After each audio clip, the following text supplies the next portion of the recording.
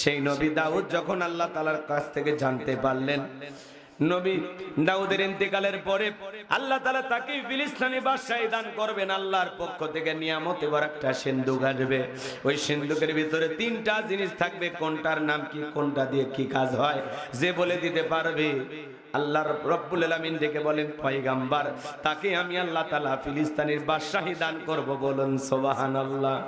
এইবার নবী দাউদ হাজার হাজার জনতার সামনে ওয়াজ করে, ও দেশের জনগণ শোনো দিয়া মন, আমি নবী দাউদ তোমাদেরকে একটা প্রশ্ন করতে চাই। আল্লাহর পক্ষ থেকে একটা নিয়ামতে ভরা সিন্ধুক আসবে। ওই সিন্ধুকের ভিতরে তিনটা জিনিস থাকবে, কোনটার নাম কি, কোনটা দিয়ে কি কাজ হয়, তোমরা কি কেউ বলে দিতে পারবা? সমস্ত মানুষের মাথা নত করে যায়। পয়গম্বরের প্রশ্নের উত্তর কেউ দিতে পারলো না। ভাই, এইভাবে কয়েকটা দিন অতিবাহিত হয়ে গেল। আল্লাহর নবী দাউদ চিন্তা করলো, এত জায়গায় সংবাদ পৌঁছাইলাম, কেউ তো বলতে পারলো না, নিজের ঘরেও দাওয়াত দেওয়ার দরকার আছে না নাই? এই কথা ভেবে আল্লাহর নবী দাউদ আলাইহিস সালাম তার সমস্ত ছেলেদেরকে একত্রিত করলেন, কন্যা সন্তানদেরকে একত্রিত করলেন। আল্লাহর নবী দাউদ আলাইহিস সালাম ছেলে মেয়ের সংখ্যা ছিল 40 জন। জোরে কোন মারহাবা। কয়জন? আর আমাদের স্লোগান সন্তান দুইটার বেশি নয়, একটা হইলে ভালো হয়। আর আমার স্লোগান না হইলে আরো ভালো হয়, খালি টোনার টুনি, বাইসে থাকতে ডিস্টার্ব করার কেউ নাই, মরার পরে কান্দারও কেউ নাই। এটা কিন্তু মুসলমানের স্লোগান না, এটা তাম পৃথিবীর ইহুদি খ্রিস্টানেরা কৌশলে মুসলমানের মাথার মধ্যে এই ভাইরাসটা ঢুকে দিয়েছে। সন্তান দুইটার বেশি নয়, একটা হইলে ভালো হয়। ভালো করে বলেন তো বাজান, এই তামাম পৃথিবীতে 700 কোটির উপরে মানুষ। গত কয়েকদিন একটা জরিপ করা হয়েছে, পৃথিবীতে বর্তমানে 800 কোটি মানুষ পার হয়ে গেছে।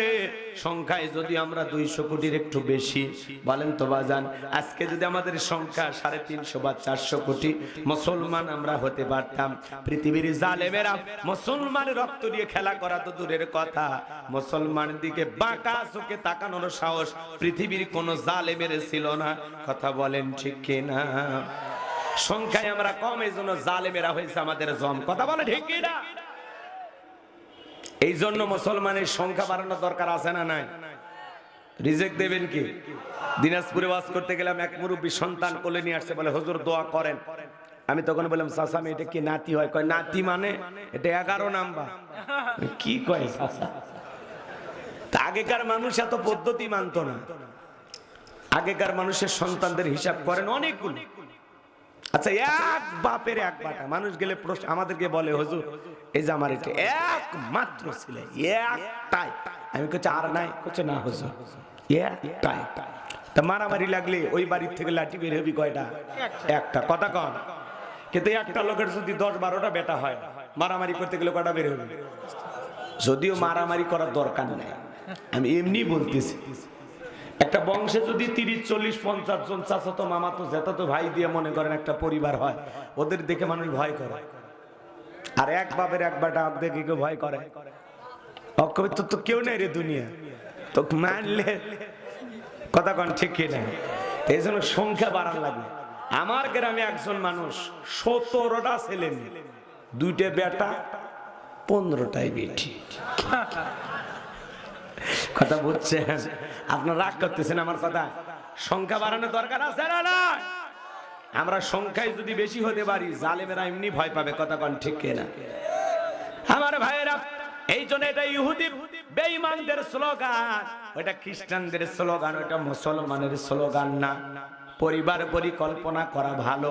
এই ছেলেকে ডাক্তার বানাবো, এর ইঞ্জিনিয়ার বানাবো, এর মুফতি মুহাদ্দিস বানাবো, এলাকার বড় মসজিদের ইমাম বানাবো। সন্তানদেরকে নিয়ে পরিবার পরিকল্পনা করা ভালো, কিন্তু আমরা করি মারিবার পরিকল্পনা। কোন ট্যাবলেটে টেনশন মুক্ত? কথা কয় না? আপনারা রাগ করেন। পরিবার পরিকল্পনা করা ভালো, কিন্তু আমরা করি হলো মারিবার পরিকল্পনা। কথা বলেন ঠিক কিনা? আমার ভাইরা, আমি লম্বা করো মানে আল্লাহ নবী দাউদ আলাইহিস সালাম থেকে বলেন, ও আমার সন্তানেরা, আল্লাহর পক্ষ থেকে নিয়ামত এবার একটা সিন্ধুক আসবে, ওই সিন্ধুকের ভিতরে তিনটা জিনিস থাকবে, কোনটার নাম কি, কোনটা দিয়ে কি কাজ হয়, তোমরা কি কেউ বলে দিতে পারবা? পয়গম্বরের বড় ছেলে বলতে পারে না, মেজো ছেলে বলতে পারে না, সবার 19 বছরের টকবকে যুবক, নাম তার সুলাইমান, হাত তুলে বলেন লাব্বাইক আব্বাজান, আপনি যদি অনুমতি দেন আমি সুলাইমান বলে দিতে পারবো ওই সিন্ধুকের ভিতরে তিনটা জিনিস কি কি থাকবে, কোনটার নাম কি, কোনটা দিয়ে কি কাজ হবে, জোরে বলেন মারহাবা। আল্লাহ নবী দাউদ ডেকে বলে, বাবা তুমি ছোট মানুষ না বুঝে একটা কথা বলো। নবী সুলাইমান ডেকে বলে, আব্বাজান আমার একেবারে ছোট মনে করবেন না, আমার বয়স যখন 14-15 হয়ে গেছে, আমি যখন জঙ্গলের পাশ দিয়ে হেঁটে যাই, ওই জঙ্গলের একটা প্রাণী আর একটা প্রাণীর সাথে, একটা পশু আর একটা পশুর সাথে কি কথা বলে, কোন ভাষায় কথা বলে, আমি পশু প্রাণীর ভাষাও বুঝতে পারি, জোরে বলেন মারহাবা। ও আব্বাজান আমার একেবারে ছোট মনে করবেন না, দূর আকাশে পাখি ডানা মেলে উড়ে যায়, একটা পাখি উঠতে গিয়ে আর একটা পাখির সাথে কি কথা বলে, কোন ভাষায় কথা বলে, আমি সুলাইমান পাখিদের ভাষাও বুঝতে পারি, বলুন সুবহানাল্লাহ। নবী সুলাইমানকে আল্লাহ পাক এমন ক্ষমতা, এমন ইলম দিয়েছিলেন, পিপিলিকার ভাষাও পর্যন্ত বুঝতেন। সেই নবী সুলাইমান বলে দিবে সিন্ধুকে তিনটা জিনিস কি কি আছে, কোনটার নাম কি, কোনটা দিয়ে কি কাজ হবে, আপনারা কি শুনবেন? কারা কারা শুনবেন দুই হাত তুলে দেখান, লিল্লাহে তাকবীর, একটু জোরে আওয়াজ দেন, লিল্লাহে তাকবীর। আমার আল্লাহ রাব্বুল আলামিন বলেন, ওয়ালা ক্বাদ আতাইনা লুকমানাল হিকমাতা আনিশকুর লিল্লাহ ওয়া মান ইয়াশকুর ফা ইন্নামা ইয়াশকুরু লিনাফসিহি ওয়া মান কাফারা ফা ইন্নাল্লাহা গনিয়্যুন হামিদ। আল্লাহ রাব্বুল আলামিন বলেন, আমি লোকমানে হাকিমকে হিকমত দিয়েছিলাম, ইলম দিয়েছিলাম, জ্ঞান দিয়েছিলাম, এবং বলেছিলাম লোকমান তুমি আমার শুকরিয়া আদায় করো। লোকমানে হাকিম শুকরিয়া আদায় করার কারণে লোকমানে হাকিমের সম্মান মর্যাদা বাড়িয়ে দিয়েছেন কে? আমার আল্লাহ ডেকে বলেন, যারা প্রশংসা আদায় করে, কৃতজ্ঞতা আদায় করে, শুকরিয়া আদায় করে, সে তার নিজের জন্য আদায় করে। আর যারা কৃতজ্ঞতা আদায় করতে চায় না, শুকরিয়া আদায় করতে চায় না, আমি আল্লাহ রাব্বুল আলামিন জানিয়ে দিলাম, যারা কৃতজ্ঞতা প্রকাশ করতে চায় না তাদেরকে জানিয়ে দাও, আমি আল্লাহ অমুখপেক্ষী, আমি আল্লাহ কারো মুখপেক্ষী নই। পুরো দুনিয়ার মানুষ আমার মুখপেক্ষী, কিন্তু আমি আল্লাহ কারো মুখপেক্ষী নই। আল্লাহু গনিয়্যুন হামিদ, আমি আল্লাহ নিজেই প্রশংসিত। চিৎকারে মেরে বলুন সুবহানাল্লাহ। তামাম পৃথিবীর মানুষ যদি একত্রিত হয়ে আল্লাহকে আল্লাহ বলে ডাক দেয়, আল্লাহর সম্মান মর্যাদা বাড়ে না। তামাম পৃথিবীর মানুষ যদি একত্রিত হয়ে আল্লাহকে আল্লাহ বলে না ডাক দেয়, আমার আল্লাহর সম্মান মর্যাদা কমে না। আপনি ডাকলেও আমার আল্লাহ আল্লাহ, না ডাকলেও আমার আল্লাহ আল্লাহ। 5 বছর পরে ভোট দিয়ে নির্বাচন করে আল্লাহ হয় না। তাহলে আল্লাহর শুকরিয়া আদায় করলে কার লাভ? আমাদের লাভ। ভালো করে বুঝবেন, শুকরিয়া আদায় না করলে কার লস? আমাদের লস। তার মানে আপনি ডাকলেও আমার আল্লাহ আল্লাহ, না ডাকলেও আমার আল্লাহ আল্লাহ। কেন শুকরিয়া আদায় করবেন না? কেন আদায় করবেন না? শুকরিয়া আদায় করলে বান্দার সম্মান মর্যাদা বৃদ্ধি করে দেবেন কে? আরেকটু জোরে বলেন কে? আল্লাহ রাব্বুল আলামিন বলেন, লা ইন শাকারতুম লা আযীদান্নাকুম ওয়া লা ইন কাফারতুম ইন্না আযাবি লাশাদীদ।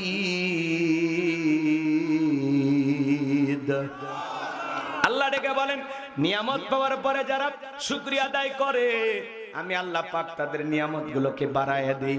আর যারা নিয়ামত পাওয়ার পরে না শুকরিয়া আদায় করে, অকৃতজ্ঞ হয়, আমি আল্লাহ তাআলা তাদের নিয়ামতগুলোকে ছেনায় নেই। তাদের জন্য রয়েছে কঠোর আযাব, শাস্তির ব্যবস্থা। জোরে বলুন নাউজুবিল্লাহ। তাহলে সব সময় প্রশংসা হবে কার? কেন আল্লাহর প্রশংসা আদায় করবেন না? হো বগুড়ার মুসলমান ভাইয়েরা, আপনি আমি যখন মায়ের পেট থেকে দুনিয়ার জমিনে আসছিলাম, বলেন তো বাজান, জায়গা জমির দলিল নিয়ে বের হয়েছিলেন, টাকার বান্ডিল নিয়ে বের হয়েছিলেন, একেবারে উলঙ্গ, শরীরে কোনো পোশাকটা পর্যন্ত, আমার বলতে পোশাক পর্যন্ত ছিল না। এই যে এত সুন্দর জামা পোশাক কে দিয়েছে? এই যে কয়েক লাখ টাকার মালিক আপনি, কে দিয়েছে? জোরে বলেন ভাই, জোরে। ভয় পাচ্ছেন নাকি টাকা আমি নিয়ে যাব? ভয় পান কেন? আজকে আপনি কয়েক বিঘা জমির মালিক, কে দিয়েছে? কে? তাহলে প্রশংসা হবে কার? পারস্যের কবি শেখ সাদী রহমতুল্লাহ আলাই, পায়ের মধ্যে এক জোড়া জুতা নাই, স্যান্ডেল নাই, মনটা বড় খারাপ, ডেকে বলেন আল্লাহ আমি এত বড় কবি আর আমার পায়ে এক জোড়া জুতা নাই। পথ চলতে চলতে তাকায় দেখে আল্লাহর একজন বান্দা এমন ভাবে জমিনে বৈশা আছে যার দুটা পা নাই। শেখ সাদী রহমতুল্লাহ আলাই সিজদায় লুটিয়ে বললেন আর ডেকে বলেন আল্লাহ আমার পায়ে জুতা নাই, আমি মন খারাপ করেছি, এই জমিনে তোমার এমনও বান্দা আছে যার দুটা পা নাই।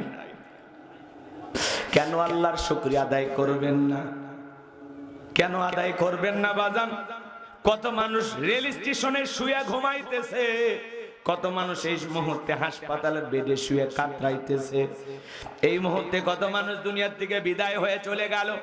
এলাকায় এমনও মানুষ আছে জীবিত আছে কিন্তু বাড়িতে শুয়ে কাতরাইতেছে, মাহফিল পর্যন্ত আসার কোনো ক্ষমতা নাই। এরকম মানুষ সমাজে আছে না? না। কেন আল্লাহর শুকরিয়া আদায় করবেন না? রেল স্টেশনে যে মানুষটা শুয়ে আছে ওর মাথার তলে দেওয়ার মতো বালিশ নাই, ইট দিয়ে ঘুমাইতেছে। আর আপনার সুন্দর একটা ঘর আছে, কি সুন্দর খাট আছে, মাথার তলে দেওয়ার বালিশ আছে, কি আরামে ঘুমাইতেছে। জীবন নিয়ে যদি কোনো অভিযোগ থাকে হাসপাতালে যাবেন, জীবন নিয়ে কোনো যদি অভিযোগ থাকে কবরস্থানে যাবেন, জীবন নিয়ে যদি কোনো অভিযোগ থাকে মাঝরাতে রেল স্টেশনে যা দেখবেন। কথা বলেন না কেন? জীবন নিয়ে কোনো অভিযোগ থাকলে আশেপাশে বিকলাঙ্গ প্রতিবন্ধী সে সমস্ত মানুষদের দিকে তাকান, আপনার জীবনের অভিযোগ চলে যাবে। কথা বলেন ঠিক না? আমি একবারে কুড়িগ্রাম জেলায় ওয়াজ করতে গেছিলাম বাজান, আমার সঙ্গে অন্ধ হাফেজ সাহেব দ্বিতীয় বক্তা ছিল। আমাদের খাবারের সময় হঠাৎ করে বিদ্যুৎটা চলে গেল। আমি ডেকে বললাম ভাই তাড়াতাড়ি আলোর ব্যবস্থা করেন, প্লেটে অনেক খাবার আছে দেখা যাচ্ছে না। অন্ধ হাফেজ সাহেব আমার হাতটা ধরে ডেকে বলে হুজুর 52 বছর বয়স আমার হয়ে গেছে, ও হুজুর আমার যে মা জন্ম দিয়েছে মাটা দেখতে কেমন আমি জানি না, যারে আমি বাবা বলে ডাক দেই বাবাটা দেখতে কেমন আমি জানি না, আমার মা বাবা মারে বিয়ে করাইছে বউটা দেখতে কেমন আমি জানি না, ফর্সা না কালো আমি জানি না। ও হুজুর আল্লাহ তাআলা অনেকগুলো সন্তান দিয়েছে, ছেলেগুলোর চেহারা কেমন আমি জানি না, মেয়েগুলোর চেহারা কেমন আমি জানি না, আল্লাহর আসমানটা দেখতে কেমন আমি জানি না, জমিনটা দেখতে কেমন আমি জানি না। হুজুর এই দুনিয়ার জমিনে আল্লাহ চোখের আলো দেয় না, আমি মন খারাপ করি নাই। কিয়ামতের ময়দানে যেদিন আল্লাহ তাআলা আমার চোখের আলো ফেরাইয়া দিবে, ওই দিন যেন সর্বপ্রথম চোখের আলো পেয়ে আমি আমার মালিককে দু চোখ ভরে দেখতে পাই। চিৎকার মেরে বলুন সুবহানাল্লাহ। কত অন্ধ, কত প্রতিবন্ধী, চেহারা সব ভালো, কথা বলতে পারে না, বোবা, দেখতে সব ভালো, দুইটা কানও আছে শুনতে পারে না। কথা বলেন না কেন আপনারা? আল্লাহ চাইলে পারতো না এরকম করতে? হিজড়া তৃতীয় লিঙ্গের মানুষ ঘরে, আল্লাহ চাইলে আপনাকে আমাকে হিজড়া বানাইতে পারতো না? হ্যাঁ, কত মানুষ রাস্তাঘাটে পড়ে আছে শুয়ে আছে, ওই জায়গায় আল্লাহ আপনাকে আমাকে রাখতে পারে কিনা? সে ক্ষমতা আল্লাহর আছে না নাই? তার চাইতে ভালো রাখে নাই, তাহলে কেন আল্লাহর শুকরিয়া আদায় করবেন না? লাকাদ খলাকনাল ইনসানা ফি আহসানি তাকওয়িম, বান্দা বড় সুন্দর কইরা, সুন্দর গঠন দিয়া আমি আল্লাহ তাআলা নিজ কুদরতের হাত দিয়ে তোদেরকে সৃষ্টি করেছি। চিৎকার মেরে বলুন সুবহানাল্লাহ। এত সুন্দর করে নিপুণ ভাবে কে সৃষ্টি করেছেন? কে? এত সুন্দর পা থেকে মাথা পর্যন্ত পুরোটা দেহের ভিতরে যদি হিসাব করেন কোটি কোটি টাকার সম্পদ আল্লাহ আপনাকে দিয়েছেন। বান্দা সবচাইতে আল্লাহ তাআলার পক্ষ থেকে যেই নিয়ামতটা সবচাইতে দামি নিয়ামত, সেটার নাম হলো সুস্থতা। এই যে সুস্থ আছি, ভালো আছি, চলতে পারি, বলতে পারি আলহামদুলিল্লাহ। কিন্তু আমরা এই সুস্থতা যে আল্লাহর বড় নিয়ামত কখন টের পাই? যখন একটু অসুস্থ হই। যখন একটু অসুস্থ হয় করতে করতে ডাক দেয় আল্লাহ, আল্লাহ আমার কেলে হলো, আল্লাহ আল্লাহ কথা কয় না কেন? তখন উঠতে বসতে কোতে আর আল্লাহ ডাক দেয়, কোতে আর আল্লাহ ডাক দেয়। আল্লাহ যখন দয়া করে একটু সুস্থতা দান করে, এমন ভাব নিয়ে চলা ফেরা করে, মনে হয় জীবনে কোন রোগ তার স্পর্শই করেনি। কথা বলে ঠিক কিনা? আমরা বিপদে পড়ে আল্লাহকে ডাক দিই, বিপদে পড়ে ফেলি চোখের পানি। আল্লাহ বলে তোরা যে কত নাম্বার সিটার আমি আল্লাহ ভালো করে জানি।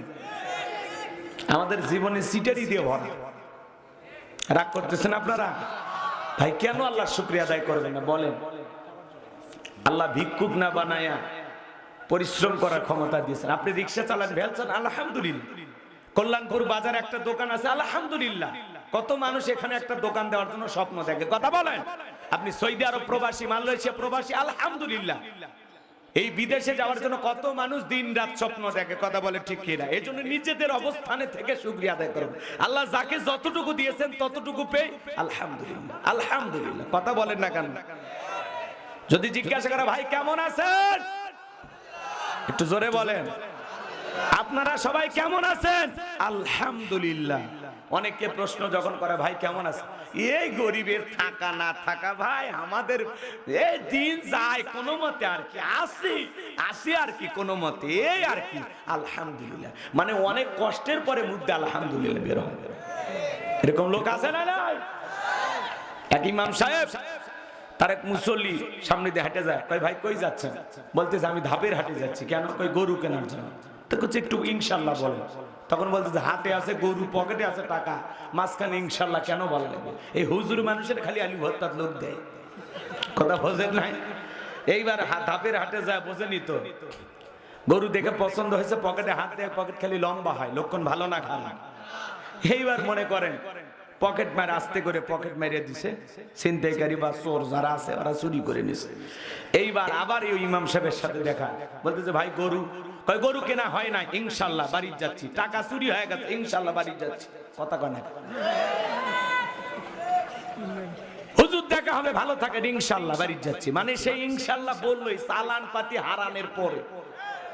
তা আমরাও যখন বিপদে পড়ি তখন বারবার আল্লাহরে ডাকতে মনে হয়, আল্লাহ আল্লাহ আল্লাহ তুমি ছাড়া কি? আমার যে রোগ হচ্ছে ডাক্তার কাছে আর বাঁচবো না, ক্যান্সার, কোনো অ্যান্সার নাই, আমি আর বাঁচবো না। কথা কর। একটা অসুস্থ রোগীর সামনে যাবেন, অনেক ফল ফুট সামনে, কি বলে ভাই দোয়া করেন, ভাই দোয়া করেন। তখন বলছে ভাই দোয়া পরে, এই যে ওষুধ খান, এই যে ফল ফুট খান, সুস্থ হবেন। কয় না ভাই দোয়া দোয়া। কথা কন। তো আমরা বিপদে যখন পড়ি, মুসিবতে যখন পড়ি, রোগ শোকে যখন ভুগি, তখন আল্লাহর কথা খুব মনে হয় আল্লাহর চাইতে বড় প্রেমিক আমাদের আর কেউ নেই। কিন্তু যখন আল্লাহ একটু দয়া করে বান্দাকে সুস্থতা দান করে, আমরা আল্লাহকেই ভুলে যাই। কথা বলে ঠিক কিনা? তাহলে বলেন আজ থেকে প্রশংসা হবে কার? সুখে থাকি আর দুঃখে থাকি, খেয়ে থাকি আর না খেয়ে থাকি, যতটুকু আল্লাহ জীবনে দিয়েছেন ততটুকু পেয়ে আলহামদুলিল্লাহ। নিজের অবস্থানে থেকে শুকরিয়া আদায় করেন, আফসোস করবেন না, হতাশা করবেন না। আল্লাহ আপনাকে সুস্থ রেখেছেন, ভালো রেখেছেন, বলা যায় না। আসবে একদিন, আপনারও আসবে সুদিন। কথা বলেন ঠিক কিনা? আল্লাহ যেন আমাদের বোঝার তৌফিক দান করেন। জোরে বলুন আমিন। তাহলে আপনারা সবাই কেমন আছেন? আলহামদুলিল্লাহ। আগামী কালকে কল্যাণপুরে দেখা হতে পারে, তাহলে বলবেন ইনশাআল্লাহ। কি বলবেন? হ্যাঁ, কোন দোয়া কোন জায়গা পড়লে আমাদের ব্রেক কাজ করে না। এক মুরব্বি চাচা পেশাব করতেছে আর দোয়া পড়তেছে, বিসমিল্লাহি ওয়ালা বারাকাতিল্লাহ। আমি তখন বললাম চাচা এ তো খানা খাওয়ার দোয়া। কয় বাবা কোন দোয়া যে কোন জায়গায় পড়লে আমার মাথা কাজ করে না। এরকম আছে না নাই আমার ভাইয়েরা? এজন্য সব সময় প্রশংসা আদায় করব কার?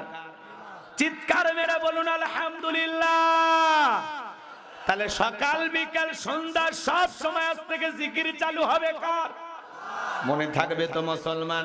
এরপরে আল্লাহ রাব্বুল আলামিন বলেন, ওয়া ইযা ক্বালা লুকমানু লিবনিহি ওয়া হুয়া ইয়াইযুহু ইয়া বুনাইয়া লা তুশরিক বিল্লাহ ইন্নাশ শিরকা লাযুলমুন আযীম।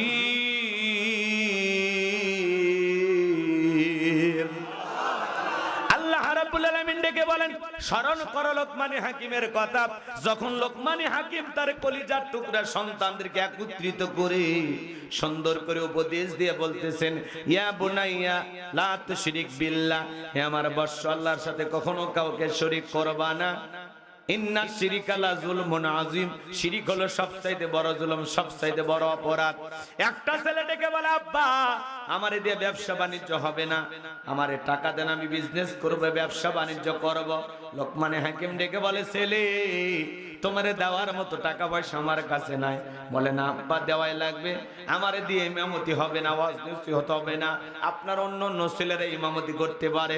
বলেন তো বাজান, আলেমের বেটা সবাইকে আলেম হয়, ডাক্তারের বেটা সবাইকে ডাক্তার হয়, আলেমের বেটাও জালেম হয়, ডাক্তারের বেটাও ডাকাত হয়। কথা বলেন না কেন?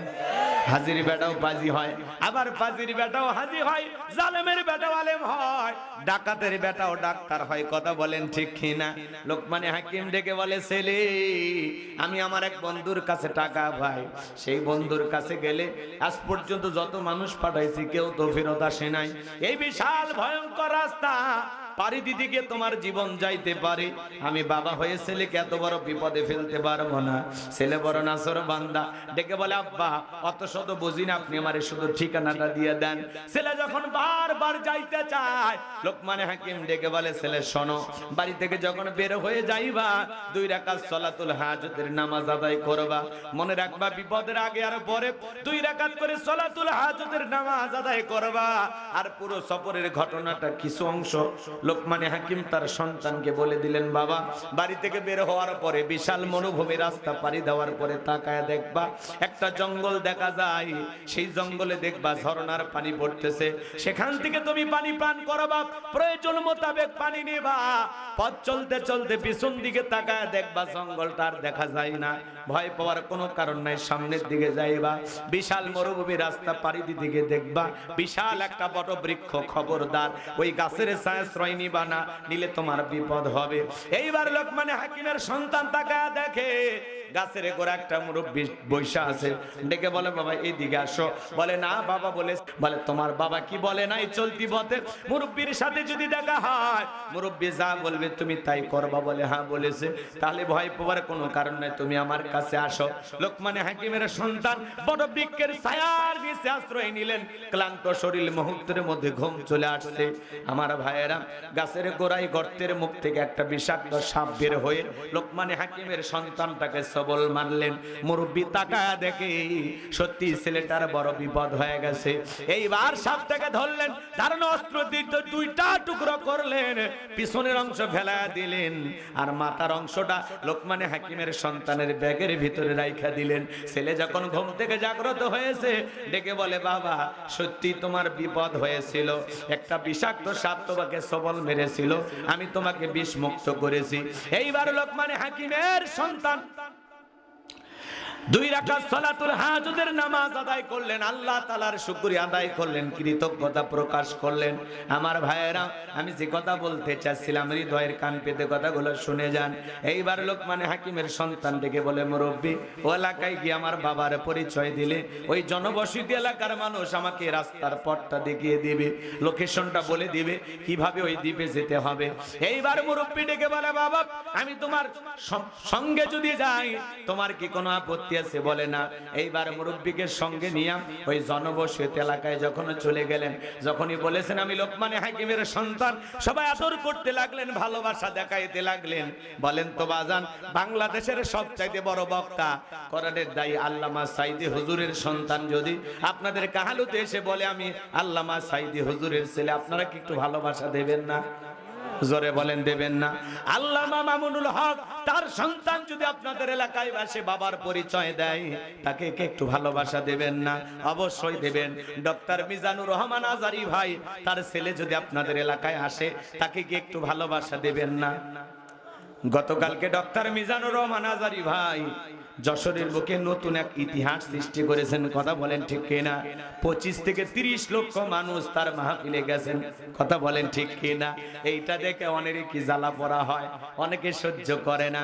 মনে রাখবেন বাজান, এই সম্মান আল্লাহ তাআলা দিয়েছেন কোরআনের কারণে। আল্লামা সাঈদী হুজুর আমরা হারিয়ে ফেলেছি, সাইদি হুজুরকে আর কোনোদিন পাওয়া যাবে না, কিন্তু আমরা সাইদি আল্লামা সাইদি হুজুরের উত্তরসূরি হিসাবে ডক্টর মিজানুর রহমান আজারি ভাইকে পেয়েছি। এই ডক্টর মিজানুর রহমান আজারি ভাই হলো মুসলিম উম্মার সম্পদ। আল্লাহু আকবার বলেন। তার মাহফিলে লক্ষ লক্ষ মানুষ কোরআন শুনতে যায়, সোশ্যাল মিডিয়া জুড়ে তার বন্দনা। গতকালকে যশোরের মাটিতে মিজানুর রহমান আজহারির প্রোগ্রামে জনসমুদ্রে পরিণত হয়েছিল। আল্লাহু আকবার বলেন। একজন বক্তার কথা শোনার জন্য, একজন আলেমের কণ্ঠে কোরআনের তাফসীর শোনার জন্য এত মানুষ যশোরের মানুষ কোনোদিন দেখিনি। আল্লাহু আকবার বলেন। আর একটু জোরে বলেন আল্লাহু আকবার। এই আকর্ষণ আল্লাহর কোরআনের কথা বলেন, ঠিক কি না? এই জন্য ভাইয়েরা আমার, যারা কোরআনের কথা শুনতে আসে সবাই হলো মৌমাছি, কোরআন থেকে মধু আহরণ করার জন্য আসে। কথা বলেন, ঠিক কি না? কোরআন হলো মধু, এখান থেকে আমরা মধু নিতে আসি, মধু আহরণ করতে আসি। আপনারা কোরআনের শ্রোতা মুসলমান ভাই যারা, তারা হলো মৌমাছি। কথা বলেন, ঠিক কি না? এই জন্য আমরা বলবো, খবরদার এই মৌমাছির চাকে যেন কেউ আঘাত করো না, তাহলে এমন অবস্থা হবে পালার জন্য গর্ত খুঁজে পাইবা না। কথা বলে ডেকে না। এই জন্য আলেমদেরকে বাঁকা চোখে দেখার দিন শেষ। কথা বলেন না কেন? আলেমদেরকে সম্মান করুন, মহাব্বত করুন, ভালোবাসুন। হেরে গেছে ওদের হিংসা, জিতে গেছে আমাদের ভালোবাসা। ডক্টর মিজানুর রহমান আজারি ভাই যারা ষড়যন্ত্র করে দেশ থেকে বিতাড়িত করেছিল, ডক্টর মিজানুর রহমান আজারি ভাই বীরের বেশে বাংলাদেশে ফিরে এসেছে। লাল গালিজার সংবর্ধনা দিয়ে তাকে কোরআনের মঞ্চে তুলে কোরআনের কথা মানুষ শুনতেছে। কথা বলে ঠিক কি না?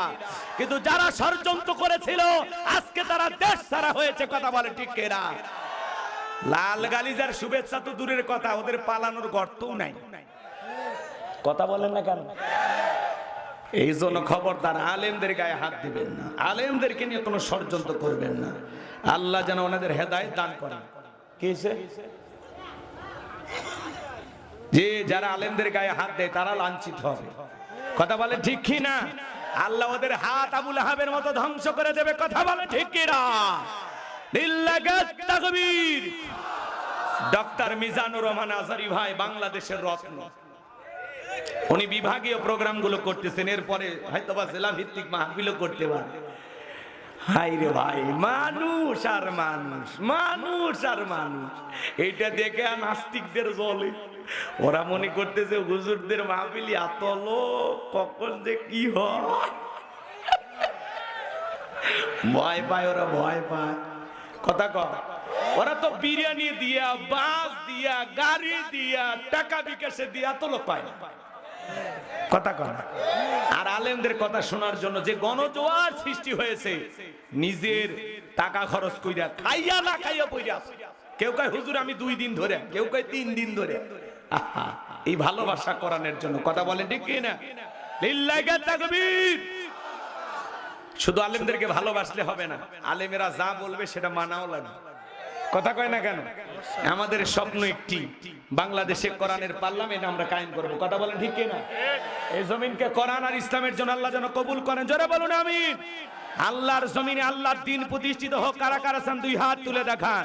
লিল্লাহি তাকবীর, লিল্লাহি তাকবীর। আল্লাহ কবুল করুন। জোরে বলুন আমিন।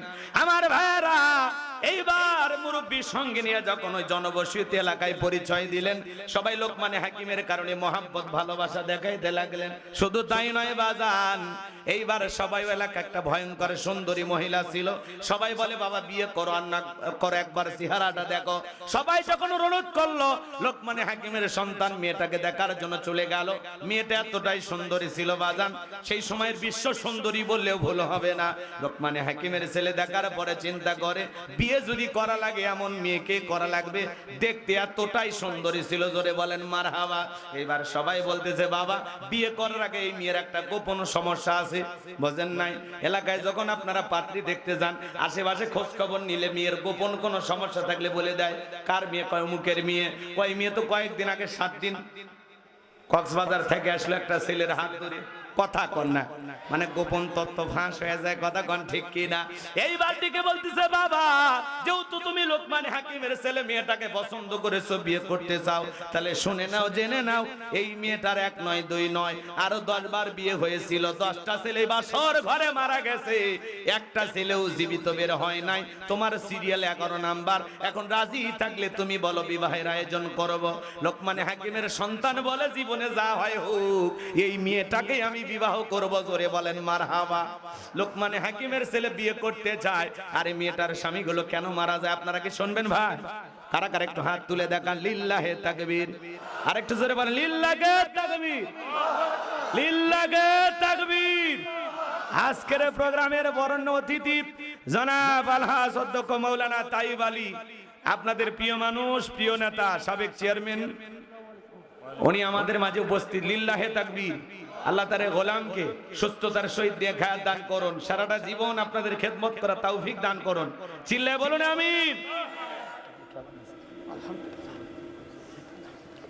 অনেক দূর থেকে দেখতে বোঝা যাচ্ছে শরীর ঠান্ডা হয়ে গেছে, আসেন তো কিছু করে। আমার ভাইয়েরা, লোকমান হাকিম তার সন্তানদেরকে ডেকে বলতেছেন ইয়া বুনাইয়া লা তুশরিক বিল্লাহ। শোনেন, ঘটনা মনে রাখা লাগবে। নবী সুলাইমানের কথা মনে আছে? এইবার লোকমান হাকিমের ছেলে বিয়ে করতে চায়, পুরো ঘটনাটা বলবো। যুবক যারা আছে ওদের উদ্দেশ্যে কিছু বলা দরকার আছে না নাই? একটু অপেক্ষা করো। কিন্তু এই জায়গায় লোকমান হাকিম তার সন্তানদেরকে বলতেছেন ইয়া বুনাইয়া, হে আমার বৎস, হে আমার কলিজার টুকরা সন্তান, হে আমার হৃদয়ের স্পন্দন, সন্তানকে আদর করে মোহাব্বত করে ভালোবাসার ডাকে ডাকা লাগবে। আল্লাহর কোরআন আপনাকে শেখাচ্ছে। আল্লাহু আকবার বলেন, আরেকটু জোরে বলেন আল্লাহু আকবার। সন্তানকে আদর করে ডাকবেন। ছেলেকে যদি বলা হয় আব্বাজান আমার কলিজার টুকরা কোথায়, আমার ছোট আব্বা কোথায়, আমার কলিজাটা কোথায়, ছেলে মেয়ে খুশি হবে না? জোরে বলেন খুশি হবে না? আদর করে ডাকতে হবে। আমরা অধিকাংশ বাবা জানি না সন্তানের হক কয়টি, বলতে পারবেন? বলেন তো সন্তানের হক কয়টি বলেন। আমরা অধিকাংশ বাবা জানি না। সন্তান আপনার কাছ থেকে হক পাবে 12টি। জোরে বলেন কয়টি? এর 1 নাম্বার হক বলেন। রাগ করতেছেন আপনারা, বিরক্ত হইতেছেন। 1 নাম্বার হক, সন্তান জন্মগ্রহণ করার সাথে সাথে একটা সেলফি তুলে ফেসবুকে পোস্ট করতে হবে, তাহলে কবুল হজের সব।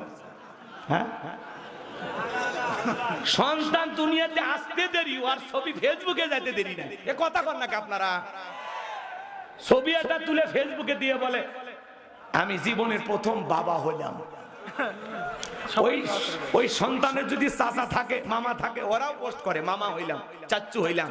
খালা থাকলে, ফুফু থাকলে এরাও পোস্ট করে বলে অনেক কষ্টের পরে খালা হওয়ার স্বাদ বুঝলাম। কথা কন।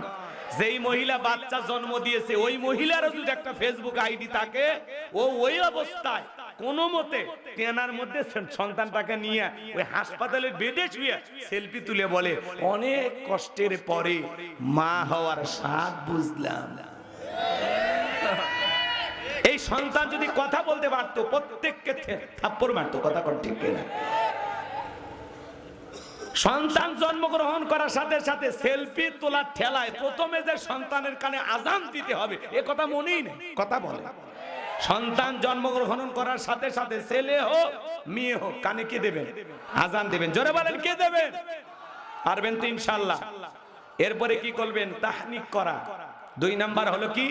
তাহনিক করা। আলেমদের কাছে নিয়ে যাবেন, মিষ্টি দ্রব্য খেজুর হোক কোনো কিছু হোক চিবাইয়া একটু তালুর ভিতরে অথবা জিহ্বার উপরে লাগাই দিবেন।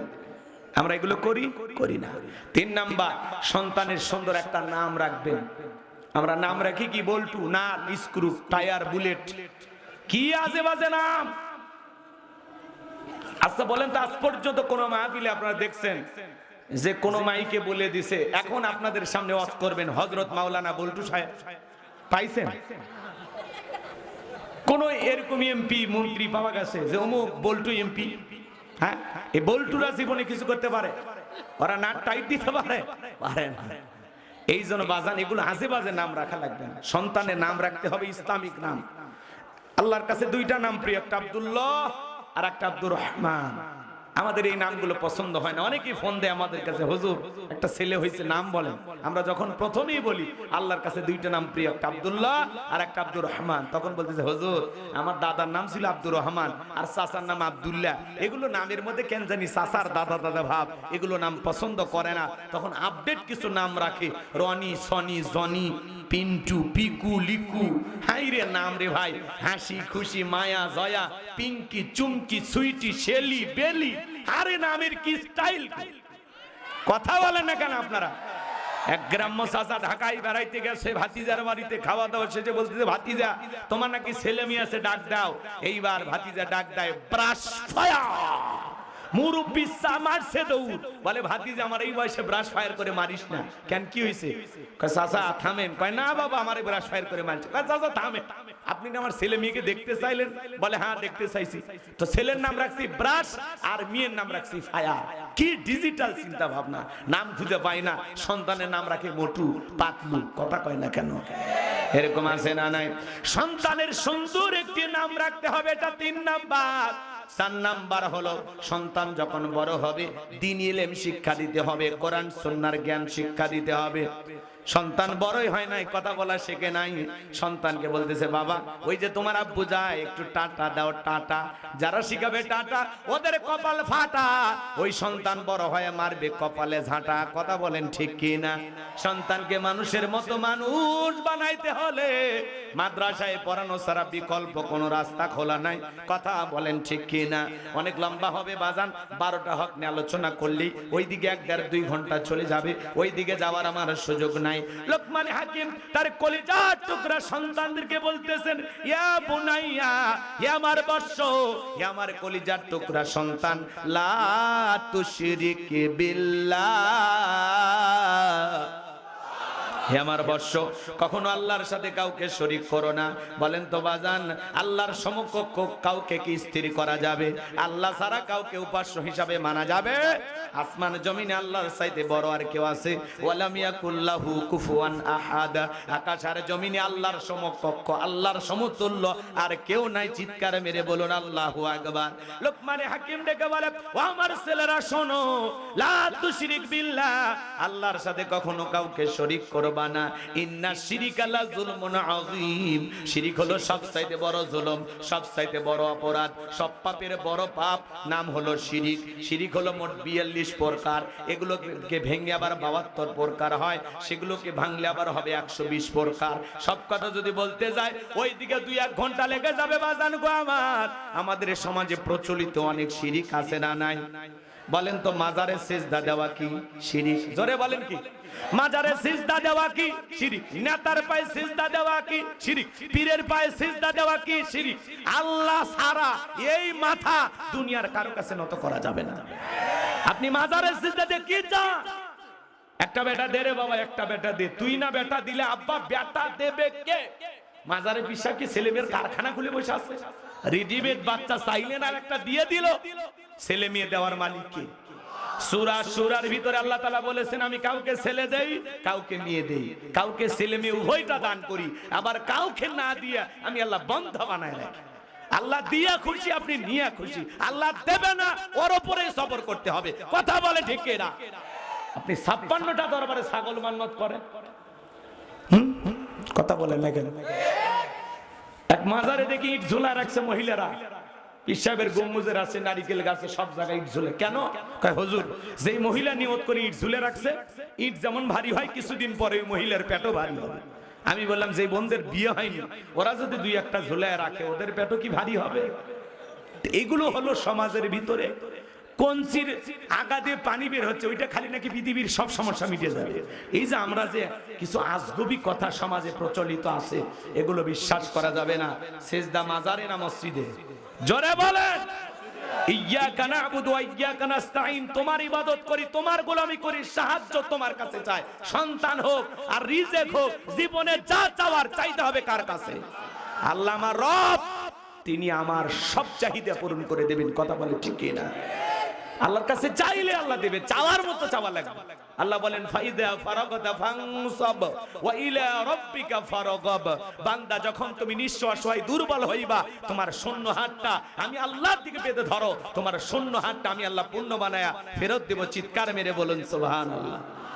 ভাইয়েরা আমার, তাহলে মাজারে সিজদা দেওয়া শিরিক, নেতার পায়ে সিজদা দেওয়া শিরিক, পীরের পায়ে সিজদা দেওয়া শিরিক, ট্রাকের পিছনে সেরা স্যান্ডেল ঝুলানো কেন? কয় দুর্ঘটনার হাত থেকে বাঁচার জন্য।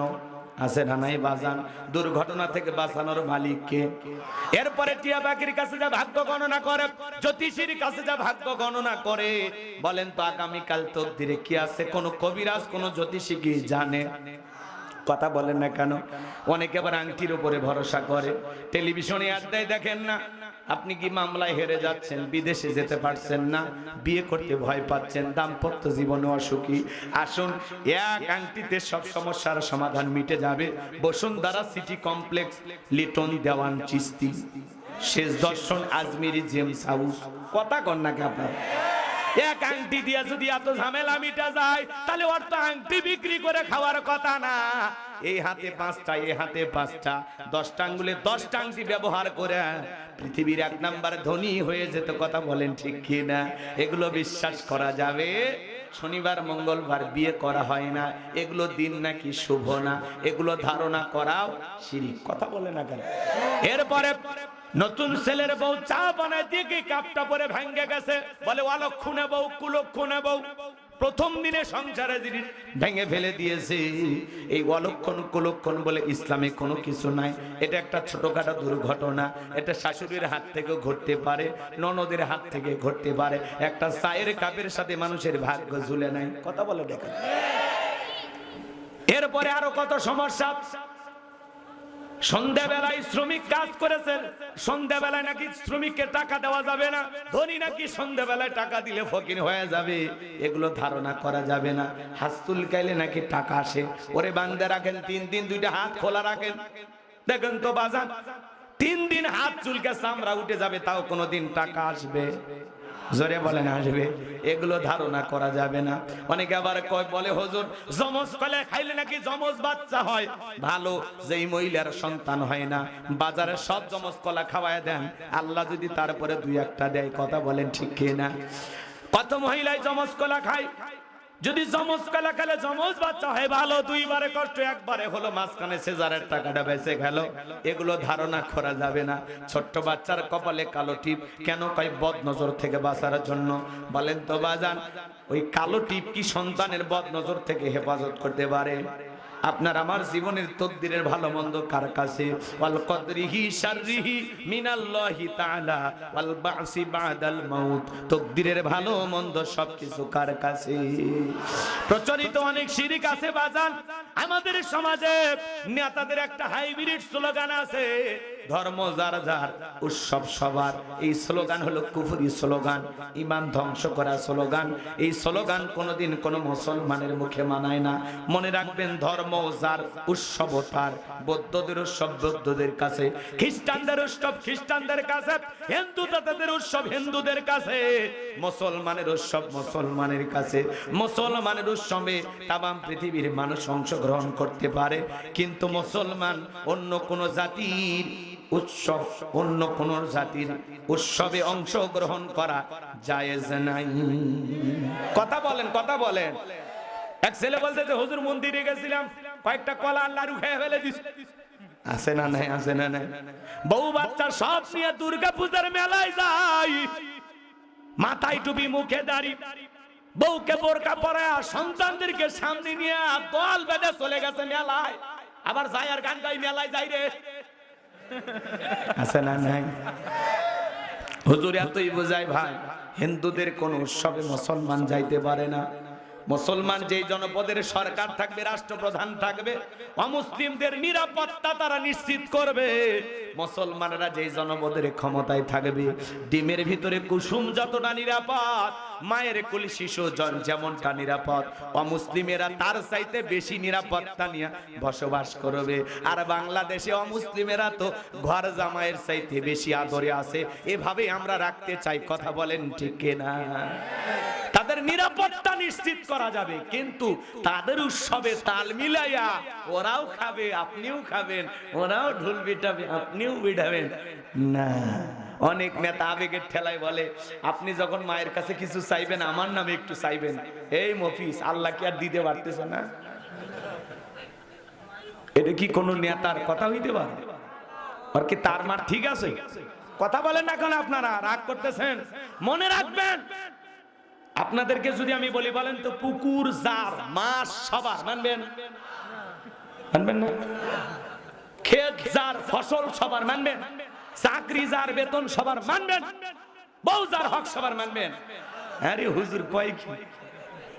মনে রাখবেন, গাছ যার ফল তার, পুকুর যার মাছ তার, চাকরি যার বেতন তার। কথা কয় না? বউ যার হক তার, ধর্ম যার, উৎসব তার। কথা কয়। আমাদের দুই ঈদের নামাজে অমুসলিমের আসে, জানাজায় আসে, জুমার নামাজে আসে, লাইলাতুল বরাদে আসে, লাইলাতুল কদরে আসে, মানুষ মরে গেলে জানাজায় আসে। তা আপনি কেন যান? তার মানে ওদের চাইতে আমাদের লজ্জা কম। Right, correct. আবার যদি মসজিদের ইমাম সাহেব বলে খবরদার দুর্গাপূজা চলতে আসলে ছেলে মেয়েদেরকে নিয়ে যাবেন না, খবরদার। হুজুর কি সুন্দর করে বুঝে, হুজুর একদিন না গেছি, আমি গেলে কি হিন্দু হয়ে গেলাম? আমি কি পূজা করবার গেছি? এমনি মেলা করবার গেছি। কি দলিল? মুক্তির খালা তো ভাই আছে না ভাই, এরকম এত চায়ের কাপে কাপে মুক্তিরা ঘরে আছেন এরকম মুফতি সাহেব। কথা বলে না কেন? মুফতি মুহাদ্দিস চা খাইতেছে আর ফতুয়া ঝাড়তেছে। চা খাই 4 বার আর ফতুয়া ধারে 8টা। এরকম আছে না? নাই? রাগ করতেছেন আমার কথা? রাগ করতেছেন? ছোট্ট একটা ঘটনা আমি আপনাদেরকে বলি, মন খারাপ করবেন? মনে রাখবেন, ধর্ম যার, উৎসব তার। গভীর মনোযোগ দিয়ে শুনবেন। বিশ্বনবী সাহাবায়ে কিরামদেরকে ডেকে বলতেছেন, আমার সাহাবীরা শোনো, একজন ব্যক্তি একটা মাছি মেরে জাহান্নামে চলে গেল, আর একজন ব্যক্তি মাছি না মেরে জান্নাতে চলে গেল। সাহাবায়ে কিরাম জিজ্ঞাসা করলেন, কাইফা ইয়া রাসূলুল্লাহ, নবী গো আমরা তো বুঝতে পারলাম না ঘটনাটা কি, একটু দয়া করে আমাদেরকে খুলে বলেন।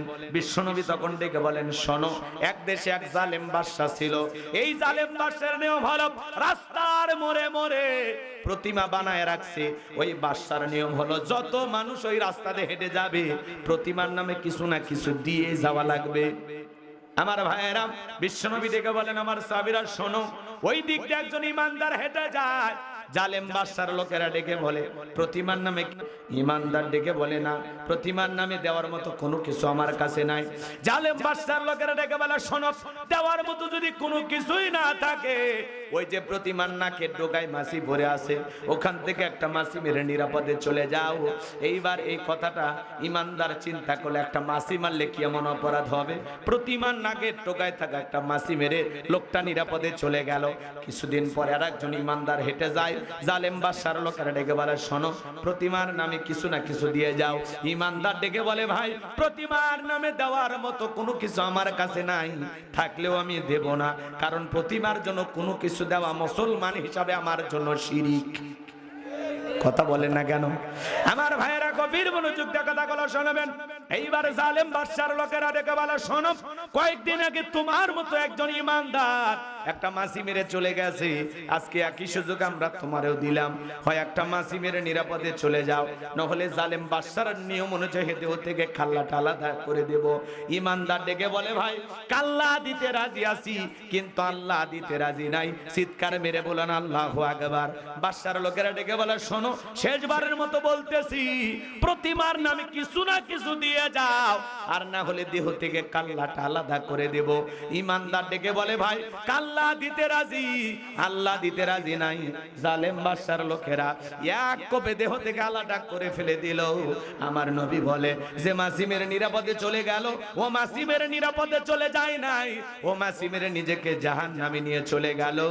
আর যে ব্যক্তি মাছি না মেরে কাল্লা দিল, সে রক্তের সাগরে ভাসতে ভাসতে আল্লাহর জান্নাতে পৌঁছে গেল। বলুন সুবহানাল্লাহ। আরেকটু জোরে বলেন সুবহানাল্লাহ। আমাদের সমাজে মূর্তি সংস্কৃতি আছে না নাই? মানুষ মরে গেছে, তারপরে মরে মরে ভাস্কর্য বানায় রাখে। কথা বলে ঠিক কিনা? এই বাংলাদেশে 4.5 হাজার কোটি টাকা খরচ করে তারা ভাস্কর্য বানিয়েছে। কি হয়েছে 5 আগস্টে মানুষ ওই ভাস্কর্যের মাথার উপর ওইটা পেশাব করছে, তাতে আপনার বাবার সম্মান কমছে না বাড়ছে? যে দেশের মানুষ খাইতে পারে না ডাস্টবিনের খাবার কুড়ে খায়, যে দেশের মানুষ রেল স্টেশনে ঘুমায়, যেই দেশে কোটি কোটি যুবক তরুণ বেকার হয়ে ঘোরাফেরা করে, যেই দেশে একজন নারী 500 টাকার বিনিময়ে সতীত্ব বিক্রি করে পেটের ভাত জোগাড় করে, সেই দেশে যারা ভাস্কর্যের নামে বিলাসিতা করে 4,500 কোটি টাকা খরচ করেছে, প্রত্যেকটা টাকার হিসাব একদিন আল্লাহর কাছে দিতে হবে। কথা বলেন ঠিক কি না? এই ভাস্কর্যের সংস্কৃতি এটা মুসলমানের সংস্কৃতি হতে পারে না। উনি যদি বাবার নামে ভাস্কর্য না বানায়া ওই টাকা দিয়া মসজিদ মাদ্রাসা বানাইতো, গরিব দুঃখীকে খাইতে দিত, অভাবগ্রস্ত মানুষদের কর্মস্থানে ব্যবস্থা করে দিত, চিকিৎসার ব্যবস্থা করত, তাহলে ওনার বাবার কবরে বিকাশ হয়ে সব পৌঁছে যেত। কথা বলেন ঠিক কি না?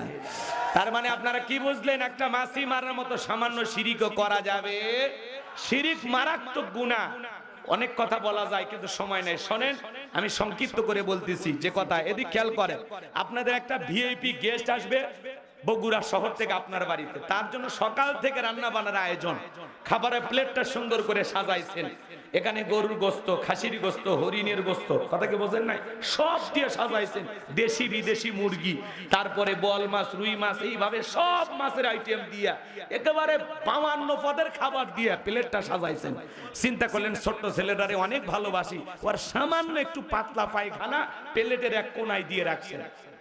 বলেন তো বাজান, পৃথিবীর কোন মেহমান এই খাবার খাবে? এবার খাবারের পরিচিতি চলতেছে মেহমানের সামনে, এটা কি গরু, এটা খাসি, এটা কি, এটা মাছ, এটা কি, এটা কি, বলছে এই যে এটা কি। তখন বলতেছে ভাই প্লেটে সবই দিলাম, ছেলেটাকে খুব ভালোবাসি, আর সামান্য একটু পায়খানা দিছে, আপনি খেয়ে নেন। টাকা দিলেও খাবে, পিটাইলেও খাবে। এটা কি হাসির জন্য বললাম না? শোনেন, আপনার আমল নামার একটা প্লেট আছে, এই প্লেটে নামাজ, রোজা, হজ, যাকাত, অনেক ভালো ভালো আমল আছে, কিন্তু এই আমলের প্লেটে যদি সামান্য শিরিক মিশ্রিত থাকে, ওই শিরিক মিশ্রিত কোন আমল, ইবাদত আল্লাহর দরবারে কবুল হবে না। কথা বলে ঠিক কি না? এজন্য মুসলমান, শিরিক থাকার কারণে আপনার সমস্ত ভালো আমলগুলো আল্লাহ বরবাদ করে দেবেন। এইজন্য শিরিক মুক্ত আমল করার দরকার আছে না নাই? কারা কারা শিরিক মুক্ত আমল করবেন? 2 হাত তুলে দেখান। তাহলে আমি যে কথাগুলো বললাম, কোন মাজারে সিজদা দেওয়া, পীরের পায়ে, নেতার পায়ে, এই যে সকাল বিকাল নিয়ে যে সমস্যাগুলো আছে, সন্ধ্যাবেলায় টাকা দেব, শনিবার মঙ্গলবার বিয়ে করা যাবে, কথা কয় না? এই যে কুসংস্কার যেই বিষয়গুলো আছে, যেগুলো নিয়ে আমরা ভুল ভাল ধারণায় আছি, আজকে কিছুটা হলে পরিষ্কার হয়েছেন তো ইনশাআল্লাহ। আমরা শিরিক মুক্ত আমল করব ইনশাআল্লাহ।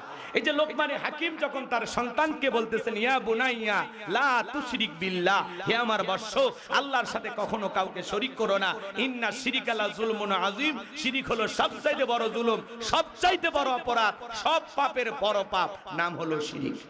লিল্লাহি তাকবীর। কষ্ট পাচ্ছেন আপনারা? আমার আল্লাহ তাআলা তখন এত খুশি হয়ে গেল, লোকমান তুমি যেহেতু তোমার সন্তানকে আমার সাথে পরিচয় করায় দিলা, আমি আল্লাহ তোমার সন্তানদেরকে তোমার সাথে পরিচয় করায় দিব। চিৎকার মেরে বলুন সুবহানাল্লাহ। আজকের প্রোগ্রামের সম্মানিত প্রধান অতিথি না আমাদের মোশাররফ ভাই চলে আসছেন, সেদিনও কল্যাণপুরের মাহফিলে দেখা হইল, আজকেও ভাই আসছে। যেভাবে উনি, ওনারা ব্যস্ত মানুষ এখন, যাই হোক এসেছেন। ভাই সময় কিছুক্ষণ আছে না? দোয়া করে না, আরেকটু এই যে গল্পের মধ্যে শেষ করে দিব আমরা, দিয়া আপনারা বলে একবারে শেষ করে। চলো চলো,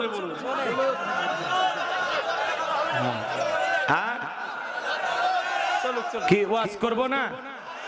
ওনারা যে আসছে একটু দেয়া লাগবে না? কখন? পরে না না, ওনারা ব্যস্ত মানুষ। আর মাহফিল আছে ভাই, আরো মাহফিল আছে, আর একটা কত দূর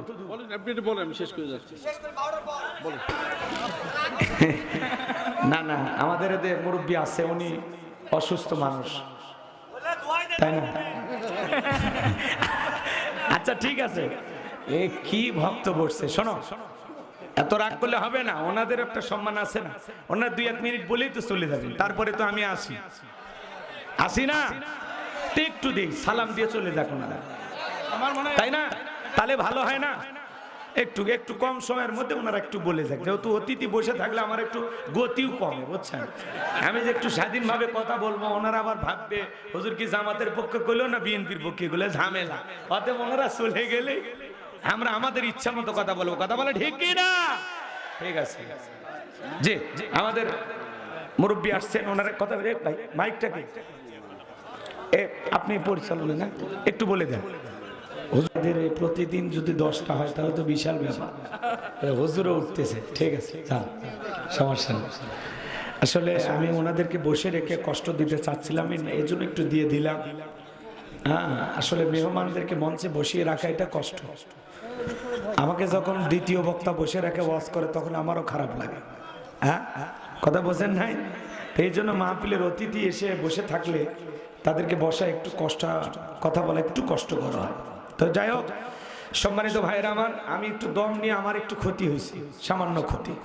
সে যে গলার যে স্পিডটা, ওটা একটু যে 5-6 মিনিট দম নিলাম, আবার একটু ক্ষতি হয়ে গেল, এই আর কিচ্ছু না। তো আমার ভাইরা এসেছেন, আপনারা দাওয়াত দিয়েছেন, আমরা আসছি ওয়াজ করে নিতে, আর ওনারা আসছে ওয়াজ করে দিতে। এজন্য আমাদের সাথে ওনাদের প্রাধান্য বেশি, কথা কোন ঠিক না? এজন্য ওনাদেরকে একটু সুযোগ দেওয়াই লাগে। ধন্যবাদ আজকের প্রোগ্রামের প্রধান অতিথি জনাব আলহাজ মোহাম্মদ মোশাররফ হোসেন ভাইকে, সাবেক এমপি, এবং আজকের প্রোগ্রামের বরণ অতিথি আমাদের মাথার তাজ জনাব আলহাজ অধ্যক্ষ মাওলানা তাইব আলী, সাবেক উপজেলা চেয়ারম্যান। তো ওনাদের সকলের জন্য আমরা দোয়া করছি, আল্লাহ পাক যেন ওনাদের সবাইকে সুস্থতার সহিত নিয়ে খায়ের দান করেন, আবারও জনগণের খেদমতের জন্য আল্লাহ যেন কবুল করেন। জোরে বলুন আমিন। সকলের জন্য আমাদের দোয়া ভালোবাসা থাকলে এবার চলেন আমরা আলোচনায় চলে যাই। আমার আল্লাহ ডেকে বলে, লোকমান তুমি তোমার সন্তানদেরকে সুন্দর করে আমি আল্লাহর সাথে পরিচয় করায় দিলাম, আমি আল্লাহ এত খুশি হয়ে গেলাম। এইবার আমি আল্লাহ তাআলা তোমার সন্তানদেরকে তোমার সাথে পরিচয় করায় দিব। আমার আল্লাহ রাব্বুল আলামিন বলেন, ওয়াসাইনাল ইনসানা বিওয়ালিদাইহি হামালাতুহু উম্মুহু ওয়াহানান আলা ওয়াহানিউ ওয়াফিসালুহু ফি আমাইনি আনিশকুরলি ওয়ালিওয়ালিদাইক ইলাইয়াল মাসির।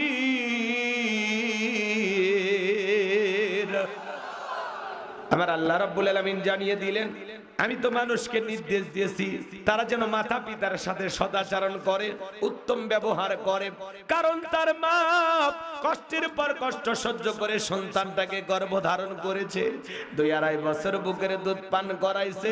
সুতরাং আমার প্রতি কৃতজ্ঞতা প্রকাশ করো এবং মাতা পিতার প্রতি কৃতজ্ঞ হও।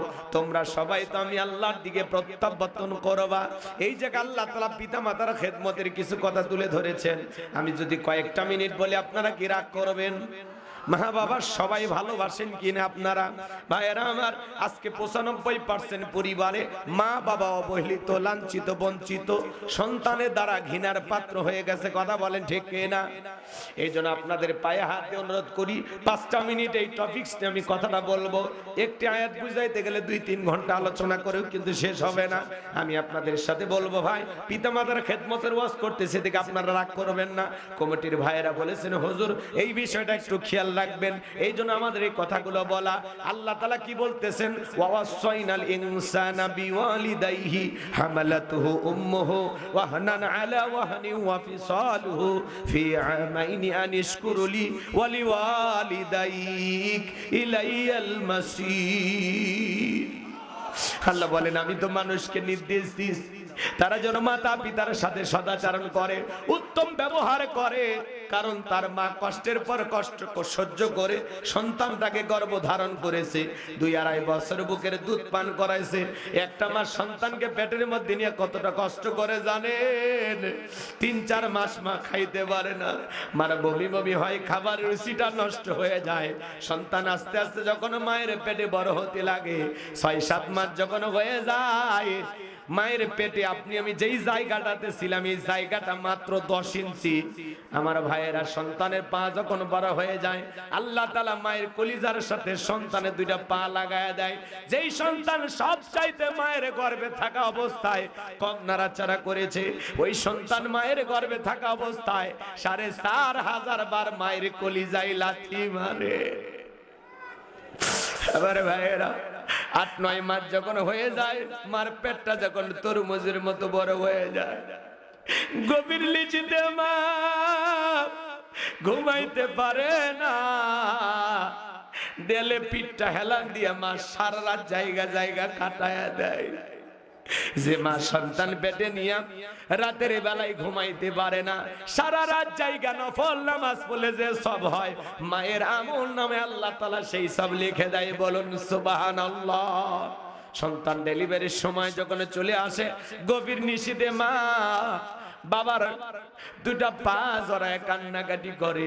মায়ের চোখের পানি যখন বাবার পাকে স্পর্শ করে, গভীর নিশীথে বাবার যখন ঘুম ভেঙে যায়, বাবা তখন ডেকে বলে, বিবি রে, এত রাতের বেলায় কেন তুমি আমার পা জড়ায় কান্দো? মা ডেকে বলে, স্বামী, আমার বড় ভয় করে, কত মহিলা সন্তান জন্ম দিতে গিয়ে মারা যায়, আমি যদি মারা যাই আমারে মাফ করে দিও। ও স্বামী, এই নাও সংসারের চাবি বুঝাইয়া দিলাম, দীর্ঘদিন আপনার সংসার করলাম, ভুল বেয়াদবি মাফ করে দিও। এই কথা বলে দুঃখিনী মা দাইমার ঘরে চলে যায়। প্রসবের যাতনায় মা দাঁত মুখ কামড়ায়, মা চোখের পানি ছেড়ে দিয়া কাঁদে। সন্তান ডেলিভারির সময় কি যে ব্যথা, কি যে কষ্ট, দুনিয়ার মা ছাড়া কেউ বুঝবে না। নবীর এক সাহাবী মাকে কাঁদে করে নিয়ে খানায় কাবা তওয়াফ করতেছে। আমার নবী বলে, সাহাবী, তোমার কাঁদে কে? বলে, হুজুর, আমার মা। বিশ্ব নবী ডেকে বলেন, সাহাবী, বড় ভালো কাজ করতেছো, আমার কিসমতে তো মা বাবার খেদমত করার ভাগ্য হয় নাই। ও সাহাবী, বড় ভালো কাজ করতেছো। সাহাবী ডেকে বলে, হুজুর, আমি যে আমার মাকে কাঁধে করে খানায় কাবা তওয়াফ করালাম, আমি কি আমার মায়ের হক আদায় করতে পেরেছি? বিশ্ব নবী ডেকে বলেন, সাহাবী, আল্লাহ পাক যদি তোমাকে কিয়ামত পর্যন্ত হায়াত দেয়, আর তুমি যদি তোমার মাকে নিয়ে এইভাবে খানায় কাবা তওয়াফ করো, তোমার মা তোমাকে জন্ম দেওয়ার সময় প্রসবের যাতনায় উহা শব্দ করেছিল, ওই একটা উহা শব্দের হক দুনিয়ার কোন সন্তান আদায় করতে পারবে না। বিশ্বনবী বলেছেন, হুমা জান্নাতুকা ওয়া নারুকা, তোমার পিতামাতাই তোমার বেহেশত, তোমার পিতামাতাই তোমার দোজখ। পিতামাতা খুশি, আরশের মালিক খুশি, পিতামাতা বেজার, আরশের মালিক আল্লাহ বেজার। হে যুবক, যে মা সন্তান জন্ম দিদিকে প্রসবের যাতনায় চোখের পানি ছেড়ে দিয়া কান্না করলেন, ছোট্ট বালতির মতো এক বালতি রক্ত মা শরীর থেকে ঢেলে ফেলে দেয়। কত মা জ্ঞান হারায় ফেলে। কিছুক্ষণ পরে মা দুঃখিনী যখন হুঁশ ফিরে পায়, ডেকে বলে, কই আমার সোনা মানিক, আমার কোলে দাও। মা সন্তানকে কোলে নিয়ে গালে মুখে চুমা খায় আর বলে, বাঁচা দান, বেঁচে থাক, তোর মুখটা দেখার পরে আমি মা সব ব্যথা ভুলে গেলাম। একটু জোরে বলেন না সুবহানাল্লাহ। একটা মা যে কত কষ্ট রে ভাই, একটা মা যে সন্তানের জন্য কত কষ্ট করে, কি বলে আপনাদেরকে বুঝাবো। আজকে আমরা মা বাবার কথা ভুলে গেছি। পিতামাতা কত বড় নিয়ামত জানেন? মা দুঃখিনী কত বড় নিয়ামত আপনারা কি জানেন? ওই মা বাবার সাথে যারা বেয়াদবি করে এদের জীবনের পরিণতি ভালো হয় না। হবিগঞ্জের বাস্তব একটা ঘটনা বাদা, একটা শিক্ষিত ছেলে চাকরি পেয়েছে, বিবাহ করেছে, বউ আর মাকে বাড়িতে রাইখা চলে যায় চাকরিতে। মাঝে মাঝে যখন বাড়িতে আসে, বউ নানান অভিযোগ দেয় তার মায়ের বিরুদ্ধে।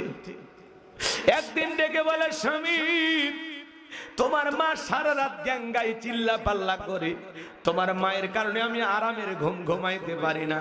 ছেলেটা ছিল বউ পাগল। কিছু কিছু ছেলে আছে দেখেন না, বউ পাগল, বউ যা বলে তাই শোনে।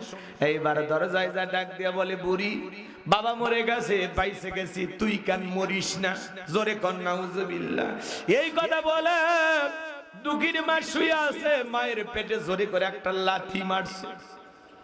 দুঃখিনী মা ডেকে বলে, বাবা, তুই কি ভুলে গেছিস এই পেটে আমি মা তোরে 10 মাস 10 দিন ঠাই দিয়েছিলাম, আজকে বইয়ের কথা শুনে মার পেটে লাথি মারলি? হে বাবা, একটা বার কি জানতে চাইলি না আমি মা সারা রাত কেন চিল্লাচিল্লি করেছিলাম? প্রচন্ড কোমরের ব্যথা, জয়েন্টে জয়েন্টে হাঁটুতে ব্যথা বাজার, কষ্টের কারণে আমি ব্যথার যন্ত্রণায় চিল্লাইছি। আমি কি ইচ্ছা করে চিল্লাইছি রে বাবা? সন্তানের কোনো কথা শুনলো না, রাগান্বিত হয়ে ঘর থেকে বের হয়ে আসলো। কিছুদিন পরে দুঃখিনী মা মারা গেছে। সন্তানের পায়ের ভিতরে ছোট ছোট ঘা দেখা দিল। আস্তে আস্তে ওই ঘাটা এ পা থেকে ও পা চলে গেল, পুরো দেহের ভিতরে ঘা দেখা দিল। এত ডাক্তার কবিরাজ দেখায়, কোনো মতেই ভালো হয় না, কোনো মতেই ভালো হয় না। আস্তে আস্তে দেহের গোস্তগুলো পচে যেতে লাগলো, পুষ পড়া শুরু হয়ে গেল, দেহ থেকে রক্ত পড়া শুরু হয়ে গেল। চাকরিটা চলে গেল। বিবি ডেকে বলে, তোমার যে ভাইরাস ধরা পড়েছে, তুমি আর কোনোদিন ভালো হবে না। সুন্দরী বউটা চলে গেল। গ্রামের লোকেরা ডেকে বলে, তোমার দেখে যে ভাইরাস ধরা পড়েছে, এই ভাইরাসের কারণে এই গ্রামের লোকের সমস্যা হতে পারে, তুমি এখান থেকে চলে যাও। গ্রামের লোকজন তাড়াইয়া দিল। যেখানে যায় মানুষ থুতু নিক্ষেপ করে, ধিক্কার মেরে তাড়াইয়া দেয়। যেখানে যায় কোনো মানুষ জায়গা দেয় না, পুরো দেহের গোস্তগুলো খসে খসে পড়তে লাগলো। একদিন হঠাৎ করে তার চেহারাটা দেখা তার ছোটবেলার শিক্ষক ডেকে বলে, বাবা তোমারে দেখে চেনা চেনা লাগে, তুমি তোমার ছাত্র ছিলে, শুনেছিলাম চাকরি পাইছো, বিয়ে করছো, ভালো আছো, আজকে তোমার জীবনের এই অবস্থা কেন? ডেকে বলে, স্যার আপনারা তো শিখাইছেন স্যার, আপনাদের শিক্ষা তো আমি সঠিকভাবে ব্যবহার করতে পারি নাই। ও স্যার, জীবনে কোনোদিন যদি পারেন আমার এই কথাগুলো দুনিয়ার মানুষকে আপনি জানায়া দেবেন। আপনার সব কথা সত্য স্যার, আমি চাকরি পেয়েছিলাম, বিয়ে করেছিলাম, ভালোই দিন চলতেছিল, কিন্তু আমি বইয়ের কথাকে প্রাধান্য দিতে গিয়া, বউকে বেশি খুশি করতে গিয়ে একদিন দুঃখিনী মায়ের পেটে লাথি মারছিলাম।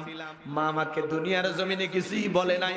মা মারা যাওয়ার কিছুদিন পর থেকে আমার পায়ের ভিতরে ঘা দেখা শুরু হলো। এই ঘাটা পুরো দেহের ভিতরে সরে আজকে এই অবস্থা। ও স্যার, আবার এই জীবনের পরিণতি হওয়ার পিছনে একমাত্র আমি দায়ী। আমার মায়ের বদদুয়া লাইগা গেছে, মায়ের সাথে চরম বেয়াদবি করার কারণে আমার জীবনটা আজকে এই অভিশপ্ত এই অবস্থায় পরিণত হয়েছে। আমার ভাইয়েরা, বাস্তব কথা আপনাদের উদ্দেশ্যে বলে দিয়ে গেলাম বাজার। এই জন্য যারা পিতা মাতার সাথে খারাপ ব্যবহার করবে, মাতা পিতার মনে কষ্ট দেবে, পিতা মাতা যদি মন থেকে একবার বদদুয়া দেয়, তোমার আমার জীবন তছনছ হতে, ওলট পালট হতে সময় লাগবে না। রাস্তায় এদিক খেয়াল করেন, 10 তলা 20 তলা বিল্ডিং এর মালিক হতে পারেন, পিতা মাতা যদি বদদুয়া করে দেয়, ওই 10 তলা 20 তলা বিল্ডিং থেকে আল্লাহ তাআলা রাস্তার ভিক্ষুক বানায়া দিতে পারে। পিতা মাতা যদি দোয়া করে বাজার, ওই পিতা মাতার দোয়ার কারণে আল্লাহ তাআলা রিকশা চালক, ভ্যান চালক থেকে কোটিপতি বানায়া দিবে। এই পৃথিবীর জমিনে যত মানুষ সম্মানিত হয়েছে, তার পিছনে মা বাবার দোয়া আছে না নাই? বুলেট মারলে বুলেট মিস করতে পারে, কিন্তু মা বাবার দোয়া কখনো মিস হয় না। যুবকরে, জীবনে যদি সফল হতে চাও, মা বাবার দোয়া নাও। কথা বলে ঠিক কি না? পিতা মাতার চাইতে নিঃস্বার্থ ভালোবাসা দুনিয়ার জমিনে কেউ দিবে না। এই জন্য আল্লাহ বলেন, ওয়াকাদা রাব্বুকা আল্লা তা'বুদু ইল্লা ইয়্যাহু ওয়া বিল ওয়ালিদাইনি ইহসানা। আমার ইবাদত করো, আমার গোলামি করো, আমার ইবাদতের সাথে কাউকে শরীক করো না। আমার ইবাদতের পর তোমাদের দায়িত্ব হলো মাতা পিতার খেদমত করা, তাদের সাথে উত্তম আচরণ করা। হে যুবক, মা বাবাকে ধমক দিও না, বাজে কথা বলো না, ধিক্কার দিয়ে কথা বলো না। আল্লাহ বলেন, কুল্লাহুমা কওলান কারীমা, সম্মান সূচক আচরণ করো, নম্র ভদ্র হয়ে মা বাবার সাথে কথা বলো। হে যুবক, কার দিকে চোখ রাঙাও, এ কারে গালি দাও? তুমি কি ভুলে গেছো এই সেই গাছ, যেই গাছ থেকে তোমার আমার জন্ম হয়েছে? কারে গালি দাও?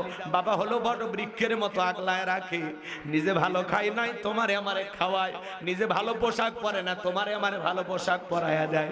যে মা বাবা তার ঘাম পায়ে ফেলে জীবনের এত কষ্ট তোমার আমার জন্য করে গেল, সেই মা বাবার মনে কখনো কষ্ট দেওয়া যাবে না। পিতা মাতার খেদমত করে তাদের মুখে হাসি ফোটাইয়া কারা কারা জান্নাত অর্জন করতে চান, 2 হাত তুলে আল্লাহকে দেখান। লিল্লাহি তাকবীর। পিতা মাতার খেদমত করবেন তো ইনশাআল্লাহ। হে যুবক, মা বাবার সাথে বেয়াদবি করো না। আজকে শ্বশুর বাড়ির পালসার ডিসকভার পায় তোমরা পাগল হয়ে গেছো। কথা কয় না? 1.5 লাখ টাকার একটা হুন্ডা দিলে পাছার তলে দিলে পাছা গরম হয়ে যায়। শাশুড়ির দরজায় যায় ডাক দেয় আম্মা। শাশুড়ি কয় জামাই একটা পাইছি, ছোটবেলায় মাদ্রাসায় পড়েছিল গুন্না মুখস্থ। শ্বশুর বাড়ির দরজায় ডাক দেয় আব্বা কেমন আছেন আব্বা। শ্বশুর কয় জামাই পাইছি একখান, ছোটবেলায় মাদ্রাসায় পড়েছিল কলকলার সব হরফ মুখস্থ। কথা কয়। একটা পালসার ডিসকভার পায় শ্বশুর শাশুড়িকে ডাক দেয় আব্বা আম্মা, আর মা বাবা হয়ে যায় বুড়া বুড়ি। তোর কপাল দাঁতি আর গুড়ি, মরার পরে ফেরেশতারা বাইরে ফুটা করবে তোর ভরি, জাহান্নামে হবে তোর বসত বাড়ি। যেই সন্তান পিতামাতাকে বাড়ি থেকে তাড়ায় দিয়েছে, বৃদ্ধাশ্রমে পাঠায় দিয়েছে, পিতামাতার সাথে সম্পর্ক আলাদা করেছে, ঘর বাড়ি আলাদা করে রেখেছে, মনে রাখবারে যুবক, যে পিতামাতার সাথে রাগারাগি কইরা নিজের সম্পর্কটাকে ছিন্ন করেছে, ও মা বাবার সাথে সম্পর্ক ছিন্ন করে নাই, নিজের ভাগ্য থেকে জান্নাতটাকে আলাদা করেছে। একটা শিক্ষিত লোকের গল্প পড়েছিলাম। কিসে কিছু কইছে? অনেকে আবার কয় হ্যাঁ হুজুর বাপ মা আমি দেখবো না, প্রয়োজন আমি জানলাম জানো। এখন তো টিয়ার পাচ্ছেন না, মরলে টিয়ার পাবেন। আপনার পিতামাতা যদি আপনারে ঠকায়, আপনারে কম ভালোবাসা দেয়, কম সম্পত্তি দেয়, সমস্যা নেই, এই দায়িত্ব পিতামাতাকে নিতে হবে। তারা এই বিষয়ে আল্লাহর কাছে হিসাব দেবে, কিন্তু আপনার দায়িত্ব আপনি পালন করেন। কথা বলেন না কেন? একটু 2-1 কম বেশি হয়ে গেলে আরে বেটা এটা এই নষ্ট, তোমার যে হক এটা তো নষ্ট করেছে তোমার মা বাবা, তো তাদের বিচার হবে না আল্লাহর আদালতে। তো তোমার টেনশন কে? তোমার কি যে টেনশন? তোমারে কম দিয়েছে সমস্যা নেই, তুমি তোমার জায়গা থেকে ভালোবেসে যাও। অনেক পিতামাতা ভুল করে, পিতামাতাও ভুল করে, কিন্তু ওই ভুল ধরার জন্য ইসলাম তোমার আমার অনুমতি দেয়নি। কোন ভুল ধরার অনুমতি দিছে? পিতামাতা যদি বাধ্য হয়ে শিরিক করা, পিতামাতা বাধ্য হয়ে যদি গুনাহ করার কাজে তোমাকে আমাকে বাধ্য করে, তখন আমরা ওই জায়গা থেকে তাদের এই কথাগুলো শুনবো না, তাহলে আমাদের ভালো সব হবে। কিন্তু সামান্য সম্পত্তি, সামান্য এদিক সেদিক বুঝাবেন যে আব্বা আপনি তো ইনসাফ ঠিক করলেন না, তো ঠিক আছে সমস্যা নেই, আপনি বাবা আপনি যেটা বলছেন সেটা করছেন, সমস্যা নেই, আলহামদুলিল্লাহ আলহামদুলিল্লাহ। আপনি সঠিকটা করলেও আল্লাহ দেখেছে, বেঠিকটা করলে আল্লাহ দেখেছে, ব্যাস আপনি আপনার দায়িত্ব পালন করেন। পিতামাতা যদি ইহুদিও হয়, কাফেরও হয়, তবুও তাদের সাথে সম্পর্ক ছিন্ন করার কোনো সুযোগ নাই, তবুও তাদেরকে দেখতে হবে। একটা শিক্ষিত লোকের গল্প পড়েছিলাম, বললাম না, শোনেন। বাড়িতে অনেক খাবার, ভিআইপি খাবার, তেহেরি নিহেরি বিরিয়ানি রোস্ট, কোনো খাবার অভাব নাই, বাপ রে বাপ সেই খাওয়া। অনেক ছেলেবেলে দেখবেন দামি দামি বাজা নিয়ে এসে বাড়িতে ভিআইপি রান্না করে, বাড়ির পাশে বাবা মা অনাহারে থাকে, আলু ভর্তা দিয়ে ভাত খাই কিনা জানে না, তাদের ঘরে এক প্লেট খাবার যায় না। কথা বলেন এখানে জোড়া তালি দাও, বন্ধু বান্ধব বগুড়া থেকে আসে কাহালু 5 গ্রাম দাওয়াত খায়া যায়, আর বাড়ির পাশে রক্তের আপন ছোট ভাই দাওয়াত পায় না। ওরে বেঈমান, ও নাকি মুসলমান। কিসের মুসলমান? তুমি কিসের মুসলমান? কোন দিক দিয়ে জান্নাতে যাবে?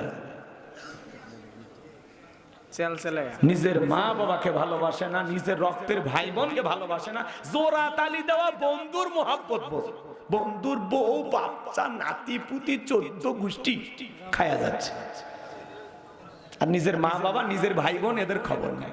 রক্তের সম্পর্ক ছিন্ন করা হারাম। এই দুনিয়াতে যদি সম্পদ আর রিজিক বৃদ্ধি করতে চান, তাহলে রক্তের ভাই বোন আত্মীয় স্বজন এদের জন্য খরচ করা লাগবে, পিতা মাতা ভাই বোন এদের জন্য যত পারেন খরচ করেন, কমবে না, আল্লাহ বাড়ায় দিবে। আর আমরা এদেরকে অবহেলা করি। শোনেন, লম্বা করার কোনো সুযোগ নেই, এদিক শোনেন। এইবার ভাঙ্গা প্লেটে কিছু খাবার দিয়া ছেলেকে বলতেছে বাবা যাও তোমার দাদু ভাইকে দিয়ে আসো। এখনকার বাচ্চারা তো কম্পিউটার, জন্ম নিয়ে বিশ্ববিজ্ঞানী, কথা কথা সেই বুদ্ধি না এক একটা বাচ্চা। তখন বলতেছে আব্বু আমরা এত ভালো খাইলাম, আর দাদুর জন্য এই খাবার ব্যাপারটা কি? তখন বলতেছে তোর দাদুর বয়স হয়ে গেছে, এই খাবার দিয়া এতেই চলবে। ছোট্ট বাচ্চা ডেকে বলে বাবা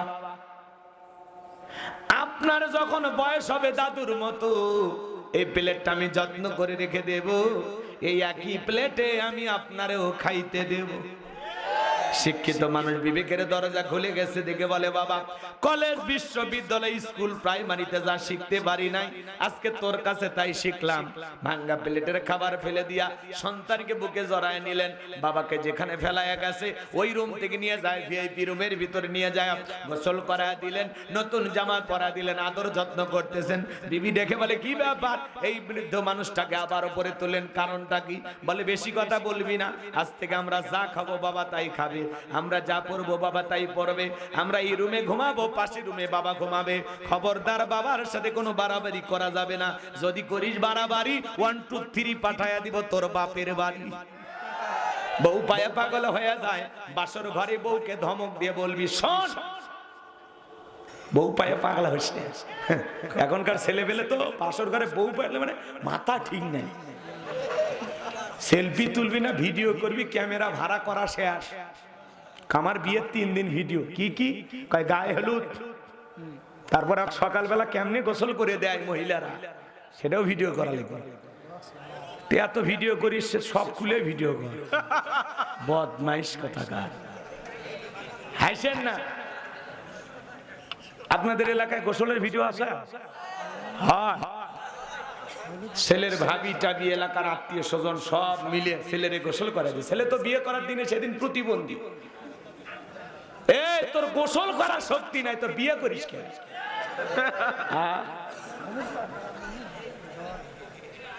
হলুদের নামে রং তামাশা, ডিজে পার্টি, কি লাফালাফি। ছেলে একটা গেঞ্জি পরে লুঙ্গি পরে বসে আছে, মাঝে মাঝে ভিডিও দেখছি। শোনে খাবার খাবার নিয়ে একটা ফকিরের মতো একটা প্লেট নিয়ে বসে আসছে, কি কর যারা হলুদ মাখাবার আসছে তখন বলতেছে ভাইয়া আমারে তো চিনবেন না, যার সাথে বিয়ে হচ্ছে লাকি, আমি লাকির মামাতো বোন, আমার নাম কিন্তু বিউটি, আপনি আসবেন সব সময় আপনার আশেপাশে আমি করব ডিউটি।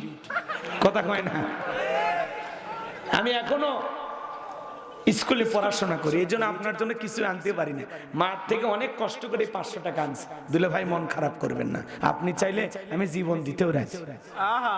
কথা কয় না, এরকম আছে না নাই? এখন কি করলো শালি, বউ কবুল কইয়া ঘরে আনার আগে শালির স্পর্শ গালে। কথা কয় না, আপনাদের এলাকায় এরকম আছে না নাই? জোরে তো কি শুরু করছেন আপনারা? মুসলমানের বিয়েতে কোনো গীত হবে না, হলুদ হবে না, নাচানাচি হবে না, ডিজে পার্টি হবে না। আজকে তুমি গান বাজনা দিয়ে বক্স দিয়ে দুনিয়ার মাটি কাঁপাচ্ছ, একদিন কবরে গেলে এই কবর তোরে নিয়ে কাঁপাবে, সেই দিন টের পাবি। সেই দিন রাত 2টা 3টা 4টে পর্যন্ত গান বাজতেছে, কেরে তুই কি করিস? দোকানত কোন মতে কাজ করে কর্মচারী, ওর বিয়ে 7 দিন গান, কি কি করিস? রাগ করতেছেন আপনারা? মুরব্বি এসে বলতেছে বাবা আসরে নামাজ হবি, গানটা একটু বন্ধ করে পরে। কয় হ্যাঁ, বিয়ে কি প্রতিদিন কর্ম, 2-1 দিন আনন্দ হবি। মুরব্বি এখন নামাজের মধ্যে দাঁড়িয়ে নামাজ পড়ে আর কাঁপে। কথা কন ঠিক কি? এগুলো দায়িত্ব নেওয়া লাগবে এলাকার মানুষের। এই যে সবাই এক জায়গায় মাহফিল করছেন, মসজিদ কমিটির দায়িত্ব নেওয়া লাগবে যে আমাদের সমাজে আমরা নিয়ম চালু করলাম, মুসলিম পরিবারে বিয়ে হবে, কোনো গান হবে না। অমুসলিমেরা করতে পারবে, কিন্তু মুসলমানের বিয়েতে কোনো গান বাজনা হবে। কারো বাড়িতে যদি গান গীত হয় ওই বিয়ে বর্জন করবেন সবাই। তোরাই আন্দা, তোরাই খা, একলাই খা, একলাই খা, যা তোর বিয়ে যাবো না, ওটি আরো বেশি যায়। হ্যাঁ, সেদিন আমার এক মুসল্লির পাশেই, মানে আমার গ্রাম বাদ দিয়ে অন্য গ্রাম, আমি হুজুরের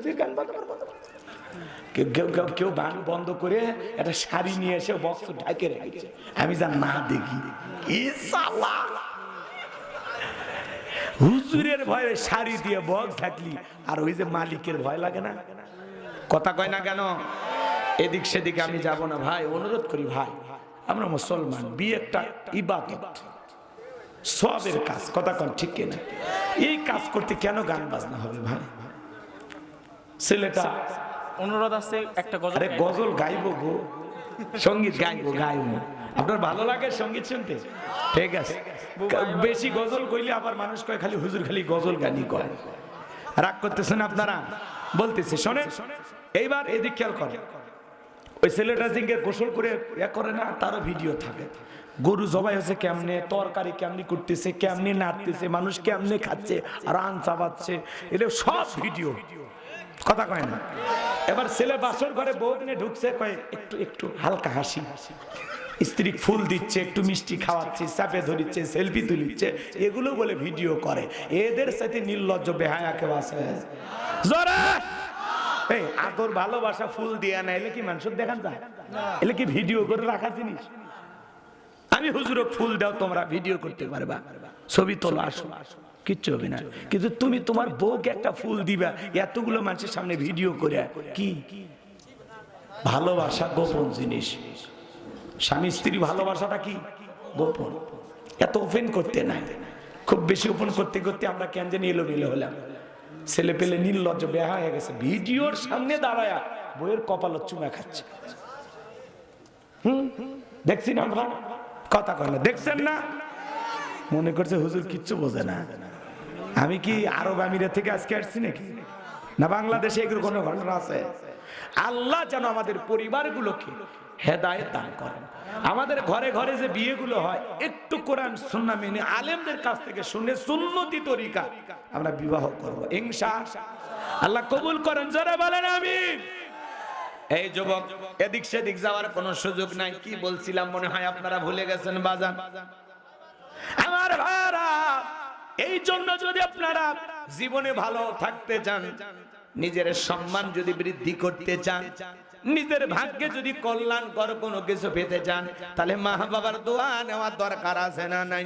ওই মা বাবার মনে কখনো কষ্ট দেওয়া যাবে না। যুবক, তুমি যদি মা বাবাকে গালি দাও, তোমার সন্তান তোমাকে গালি দেবে। আজকে তুমি তোমার মা বাবার সাথে যে আচরণ করবা, একদিন তোমার সন্তানের হুবহু সেই একই আচরণ করবে। কথা বলেন ঠিক কিনা? এই জন্য মা বাবার মনে আমরা কখনো কষ্ট দেব না। আমার এই আলোচনা কি আপনাদের মনে থাকবে? যুবক, তোর পা 2 টাকা দে। আজকে বউ পাইয়া ভুলে গেলি, উঠতে বসতে বউ বউ বউ, মা বাবার কথা ভুলে গেলি। ব্যালেন্স করে চলতে হবে। মায়ের ভালোবাসা মায়ের কাছে, বইয়ের ভালোবাসা বইয়ের কাছে। কাউকে বেশি প্রাধান্য দিতে গিয়ে কাউকে অবহেলা করার কোনো সুযোগ নেই। কথা বলে না? ওই যে বাসর ঘরে বউকে বলে দিবি, শোনো আমি তোমার কাছে একটা জিনিস চাই। কি? আমার মা বাবা কষ্ট পাবে এমন কোন আচরণ তুমি করবা না। যতদিন আমার মা বাবা বেঁচে আছে, এক পাতিলে রান্না হবে, পাতিল আলাদা হবে না। কথা বলে না কেন? আমি যা বলবো আমার কথাগুলো মাইনা চলার চেষ্টা করবো। তোমার সাথে কোনো ঝামেলা হোক আমি চাই না, শোনা। কথা কোন বউ শুনবে না যে এক পাতিলে রান্না। আর আপনার বউ একটু বুদ্ধি দেয়, আমাদের ভবিষ্যৎ আছে, এখনই আলাদা হোক, সেভিংস করতে হবে। কথা কন না কেন? হ্যাঁ, আমাদের ভবিষ্যৎ উজ্জ্বল করতে হবে, কিছু জমাইতে হবে। এই যে ভবিষ্যৎ চিন্তাবিদের কারণে আমাদের সংসারগুলো এলোমেলো। বিয়ের আগে 4 ভাই এক খাটে ঘুমায়, বিয়ের পরে কি যে ডিজিটাল বইয়েরা বাড়িতে আসে ভাই। বড় ভাই আলাদা, মেজো ভাই আলাদা, এরকম আলাদা হলে হতে 4 ভাইয়ের 4টে বাড়ি, 4টে পাঁচির। বাজারে যা ধাক্কা লাগলো এক ভাই আর এক ভাইয়ের বইয়ের ভয়ে কথা কয় না। যদি এটাকে ভিডিও করে বাড়িতে যা দেখায়, এই হলো ভাই বড় ধন রক্তের বাঁধন। সেও যদি শূন্য হয় নারীর কারণ। আজকে প্রত্যেকটা পরিবারে মা বাবার কাছ থেকে সন্তানকে কে আলাদা করে? ওই ডিজিটাল বউ। কুটুর কুটুর কুটুর কুটুর কুটুর কুটুর সারা দিন কয় না ইন্দুর। এরা কাটে হলো জমির ফসল, আর এই নারীরা কাটে হলো সম্পর্কের বাঁধন। কথা কথা সারাদিন বুঝায়। হ্যাঁ, তুমি কি তোমার মা বাবার একটা সন্তান, আর কি সন্তান নাই? সব দায়িত্ব কি তোমার? এত কেন দিতে হবে? ঔষধ, চিকিৎসা, টাকা পয়সা, বছরে বছরে কাপড়, সব দায়িত্ব তোমার। আর ওর মা বাবাকে যদি 5 লাখও দেন, দিবাই তো, তুমি তো একমাত্র জামাই। কি খুশি, কি খুশি। রাগ করে? রাগ করবেন না। আপনি বইয়ের মা বাবাকে দেন, ওর ভাই বোনকে দেন, ও সেই খুশি। আপনি যদি বলেন আমার কোলে তুলে একটু নাচে গো, তাও না, এত খুশি। কিন্তু আপনার মা বাবাকে দেওয়া, আপনার ভাই বোনকে দেওয়া পছন্দ করে না। আপনার মা বাবা শোনেন, একটু ঘন ঘন আসবে, আপনার ভাই বোন একটু ঘন ঘন আসবে, প্রতিদিন আসে। মানুষ কি গোস্ত প্রতিদিন রান্না করবে? আলু ভর্তা দিয়ে দিছি, খা, আর যেন না আসে। আর ওর মা বাবা আসলে কি রে ভাই রান্না, ফ্রিজে যা আছে কোনোটা বাকি হয় না। কথা কন, কথা কন। এই হলো বাজার। এই জন্য আপনি কি মনে করতেছেন যার সাথে ঘুমায় ওর সাথে কি আমাদের খুব বেশি মিল? ভেজাল আছে। রাগ করতেছেন? না হলে স্বামী কম্বল চাপা দিয়ে কেমনে মারে, কেমনে মারে? ভেজাল আছে। আপনার বউ যে আপনারা 100% ভালোবাসে, মাঝে মাঝে বলবেন যে সত্যি কি তুমি আমাকে ভালোবাসো? আমার সে কি সুন্দর ছেলে দুনিয়াত নাই, কাউকে কি পছন্দ হয়? দেখেন ওর ঘুমার ফাঁস হয়ে যাবে। কথা কোন ঠিক কিনা? রাগ করতেছেন মনে হয় আপনারা। এই জন্য ভাইরা আমার, এ যুবক তোমাদেরকে অনুরোধ করে বলা যায়, বউকে বেশি প্রাধান্য দিকে মা বাবার মনে কষ্ট দিবা না। কথা কি বোঝা গেল? বউয়ের ভালোবাসা বউয়ের কাছে, মা বাবার ভালোবাসা মা বাবার কাছে, ব্যালেন্স করে চলতে হবে। বউ আপনাকে যতই বুঝাবে, খরচ করবি না তোর মা বাবা ভাই বোনের জন্য, ওর কোনো কথা আমল করা যাবে না। ও বুঝাবে ঘরে, আর আমি গোপনে গোপনে যেভাবে খরচ করার দিয়ে দিলেন, কোনো সমস্যা নেই। বউ যারা বুঝাইতে বুঝাইতে আপনার একদিন বলে, তোমারে যে এত বুঝে মাথার মধ্যে কিচ্ছু ঢোকে না, তুমি কি বলো? বউয়ের কাছে বোকা হওয়া ভালো, যে আমি একটা বলদের সংসার করতেছি, এত বোকা। আপনি বোকা না সেনা, আপনি বোঝেন না? বুঝেনের দরকার আছে। আল্লাহ বোঝার তৌফিক দান করুন। খবরদার বইয়ের কথা মা বাবা ভাই বোনের ক্ষেত্রে শুনবেন না। মা বোন যারা বসে আছেন, মা বউ শাশুড়ির দ্বন্দ্ব যদি আপনারা বন্ধ করতে চান, এই যুদ্ধ থামাইতে হলে প্রত্যেকটা শাশুড়ির উচিত তার ছেলের বউকে নিজের মেয়ে মনে করা। নিজের মেয়ের দুই চারটা তুলুটি যেমন মাফ করে দেন, ছেলের বউয়েরও 2-4টা তুলুটি মাফ করে দেবেন, বেশি দোষ ধরা যাবে না। কথা কন। আর যারা ডিজিটাল বউ আসছেন, শাশুড়িকে শাশুড়ি না নিজের মা মনে করেন। আপনার মা যেমন, আপনার স্বামীর মাটাও তেমন। কথা বলে ঠিক কিনা? ওই স্ত্রী সবচাইতে উত্তম যে স্ত্রী তার স্বামীকে বলে, খবরদার তুমি তোমার মার সাথে খারাপ ব্যবহার করবা না, কারণ আমিও একদিন মা হব। কথা বলেন। মা বাবা যে কত বড় নিয়ামত, কেমনে বুঝাবো? এই পৃথিবীতে নিঃস্বার্থ ভালোবাসে দুইজন মানুষ, তার নাম হলো মা আর বাবা। সবাই ভালোবাসে স্বার্থের কারণে। কথা বলে ঠিক না? আমি একবার বগুড়ার দৌনিয়া আমার শ্বশুর বাড়িতে গেছিলাম। আমার শাশুড়ি এখনো মাঝে মাঝে বলে, জামাই দইটা কিন্তু সেই ছিল। তার মানে কি বুঝায়? ওই হোটেলের দই আরো লাগবে। কথা কন ঠিক কিনা? আর মা বাবাকে পুরো দুনিয়া নিয়ে যা দেন, কোনোদিন বলবে না ওইটা ভালো লাগছে আর একবার নিয়ে আয়, বলবে না। বরং চেহারা দেখে বলে, বাবা দিন দিন শুকে যাইতেছে, ঠিক মতো খাওয়া দাওয়া করো।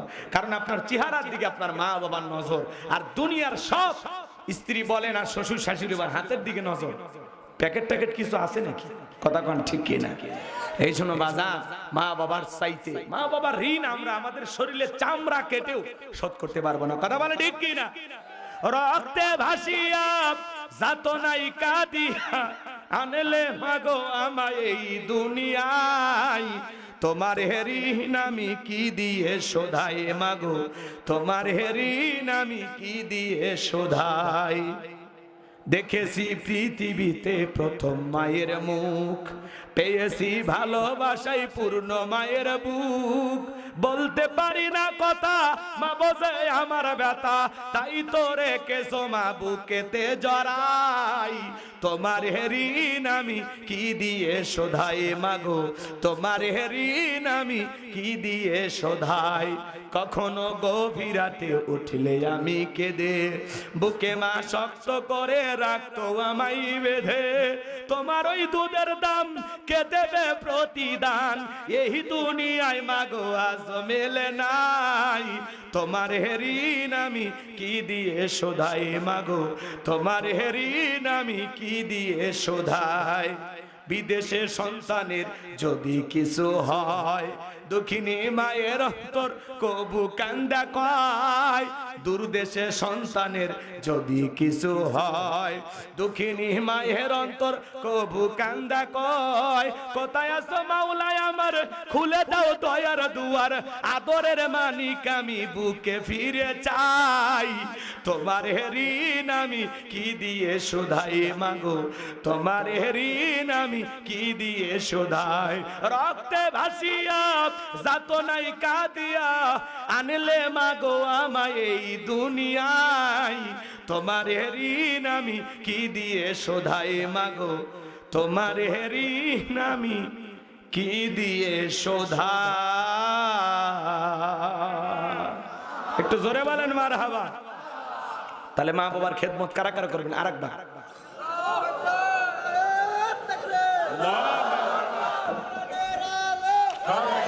তার মানে শোনেন, আমি আমার মা বাবার জন্য যা করবো আমার সন্তানও তাই করবে। সব যাবে দুনিয়াতে, কথা ক্লিয়ার। ভালো করলে ভালো পাবেন, খারাপ করলে খারাপ পাবেন। আপনি আপনার মামার সাথে বেয়াদবি করলে আপনি লেখা রাখেন ডায়েরিতে, গোলাম রব্বানির আজকের এই 4 তারিখের কথা, আপনার সন্তান আপনার সাথে বেয়াদবি করবে। আর কি ওয়াজ করবে, কি বুঝাবো আপনার? এর সাথে বড় কথা আছে, ডায়েরিতে লিখে রাখেন। বাস্তবে না মিললে আমারে বললেন, কয় না আমার মা বাবার মতো না, আমি আমার সন্তান। তুমি ঘোরাটি ঘোরা, তোর মতো একটা ছেলেকে 20, 22, 25 বছর পর্যন্ত লালন পালন করতে ওইরকম 5টা 10টা 20টা পালসারের টাকা পিতা মাতা খরচ করছে। তোর স্কুল কলেজ মাদ্রাসায় পড়াতে লক্ষ লক্ষ টাকা খরচ করেছে। ভুলে গেলি রে বেঈমান, সব ভুলে গেলি। স্বার্থপর, বেঈমান, অকৃতজ্ঞ, নাফরমান, সমাজের রাগ করছেন।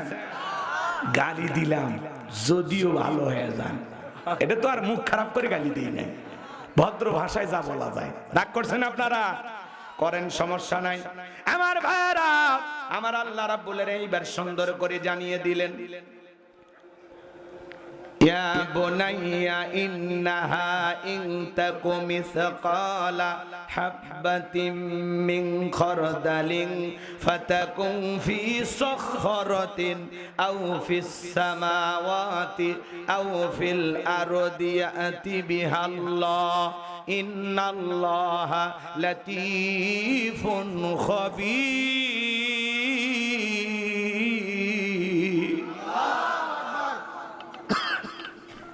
লোকমানে হাকিম ডেকে বলে, হে আমার বর্ষ, হে আমার কলিজার টুকরা সন্তান, তুমি যদি সরিষার দানার পরিমাণ কোনো কিছু করো, সেটা যদি শিলা গর্ভে হয়, আকাশে হয় কিংবা মাটির নিচে হয়, আল্লাহ তাআলার সূক্ষ্মদর্শী সেইটাও তোমার আমল নামায় হাজির করবে। গোপন প্রকাশের সব খবর আল্লাহ তাআলার কাছে আছে না নাই? গোপনের খবর কার কাছে? একটু জোরে বলেন কার কাছে? সন্তানকে বুঝাইতেছে, বাবা তুমি যদি সরিষার দানার পরিমাণও ভালো কিছু করো, সেটা যদি আকাশে হয়, মাটির নিচে হয়, বন জঙ্গলে হয়, পাহাড় পর্বতে যেখানে হোক না কেন, আল্লাহ ওইটাও আমল নামায় হাজির করবে। আবার যদি তুমি মনে করো সরিষার দানার পরিমাণে অন্যায় কিছু করেছো, বদ আমল করেছো, খারাপ কিছু করেছো, ওইটাও আল্লাহ তাআলা তোমার আমল নামা লিপিবদ্ধ করবে। হে বগুড়ার মুসলমান ভাইরা, কাহালুর তরুণ যুবকেরা, গভীর মনোযোগ দিয়ে কথাগুলো একটু শ্রবণ করবেন। সরিষার দানার পরিমাণ আপনি আমি ভালো কিছু করলে ওইটা আল্লাহ হাজির করবে, সরিষার দানার পরিমাণে মন্দ কিছু করলে আল্লাহ হাজির করবে। আমার আল্লাহ রাব্বুল আলামিন বলেন, ফামাই আমাল মিসকালা যাররাতিন খায়রান ইয়ারা ওয়া মাই আমাল মিসকালা যাররাতিন শাররান ইয়ারা। বান্দারে, তুমি যদি যাররা পরিমাণ অনুপরিমাণে নেক আমল করো, ওইটাও তোমার আমলনামায় লিপিবদ্ধ করা হবে। তুমি যদি যাররা পরিমাণ অনুপরিমাণে বদ আমল করো, ওইটাও তোমার আমলনামায় লিপিবদ্ধ করা হবে। আমার ভাইয়েরা, দিনের আলোতে আধারে আধারে গোপনে প্রকাশে যা করতেছি সব লিপিবদ্ধ করা হবে। যুবক, কেউ যদি বিমানে চড়ে গুনাহ করে লেখা হবে কিনা? মাটির নিচে যদি কেউ গুনাহ করে লেখা হবে কিনা? পানির ভিতরে ডুব দিয়ে যদি কেউ গুনাহ করে লেখা হবে কিনা? স্কুলের বাথরুমের ছাদের ওই পাশে ওই যে কর্নারে যায় গুনাহ করছো লেখা হবে কিনা? কথা কয় না ভাই? কুল্লু নাফসিন বিমা কাসাবাত রহিনা। প্রত্যেকটা ব্যক্তি তার নিষ্কৃত কর্মের ব্যাপারে আবদ্ধ। আপনার কি তো কর্মের হিসাব আপনাকে দেওয়া লাগবে। কই কি করছেন, কই কি করছেন? হ্যাঁ যুবক, তুমি কি মনে করেছো জঙ্গল প্রেম করার জন্য মঙ্গল? জঙ্গলে কেউ না দেখলে একজন দেখেন, তিনি কে? কেউ যেটা দেখে না দেখে কে? কেউ যেটা শোনে না শোনে কে? সাবধান সাবধান। আজকে সোশ্যাল মিডিয়াতে যা করতেছি সব ভাইরাল হয় না? কি কোনটা গোপন থাকে? সব ওপেন। সাবধান, তুমি আমি যা করতেছি সব লিপিবদ্ধ করা হচ্ছে। আপনার ছেলে যদি না বইলা স্কুল থেকে কারো একটা কলম নিয়ে আসে, একটা রাবারও নিয়ে আসে, লিখে বলেন বাবা এগুলো করতে নাই। কারো খাতা নিয়ে আসছে, আপনি খুশি হইলেন, যাক 20 টাকা বাঁচাই দিলেন। এরকম বাবা মা হওয়া যায়। এই যে ছোট ছোট ভুল সন্তানদের ধরিয়ে দিলে ভবিষ্যতে আর বড় ভুল করবে। কারো গাছের আম চুরি করছি, কয় আমি পাতা সেরা সাহস পাই না, আমার ছেলে আম চুরি করছে। বাপের বেটা কথা কথা না বইলা কারো পুকুর থেকে মাছ চুরি করে নিয়ে আসছি, আপনি বলেন 2 মাসের বাজার বাসায় দিন, ছেলে আমার সাহসী হচ্ছে। কি কথা বলেন না কেন আপনারা? লক্ষণ ভালো না খারাপ? আপনার ছেলে যেন কারো গাছের আম চুরি না করে, কারো পুকুরের মাছ যেন চুরি না করে, না বইলে যেন কারো কলম খাতা বাড়িতে না নিয়ে আসে। সন্তানকে বুঝাইতে হবে বাবা কয় কেজি আম লাগে কিনে খাওয়াবো, আমি চোরের বাবা হতে চাই না। কথা বলেন। ছোট ছোট ভুলগুলো সন্তানদের ধরিয়ে দেওয়া। আর আমরা এমন হাইব্রিড বাবা হচ্ছে, কি আছে কার বেটা তুই, ভুলে যাস না কাউরে টাইম দিয়ে 2-4টা মার্ডার করে আসবি। তোর বাপ আছে রে, তোর বাপ আছে, কথা কর।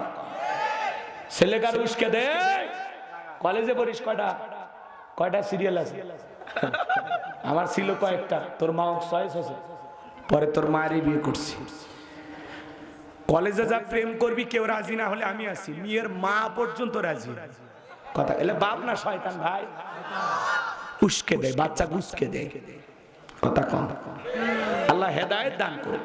আমরা এরকম বাবাকে হতে চাই, আমরা আদর্শ বাবা হব। সন্তানকে বুঝাইব, সন্তানের ছোট ছোট ত্রুটিগুলো, ছোট ছোট ভুলগুলো সংশোধন করে দিব, যাতে আমার সন্তান ভবিষ্যতে বড় কোনো ভুল যেন না করে। কথা বলে ঠিক কিনা?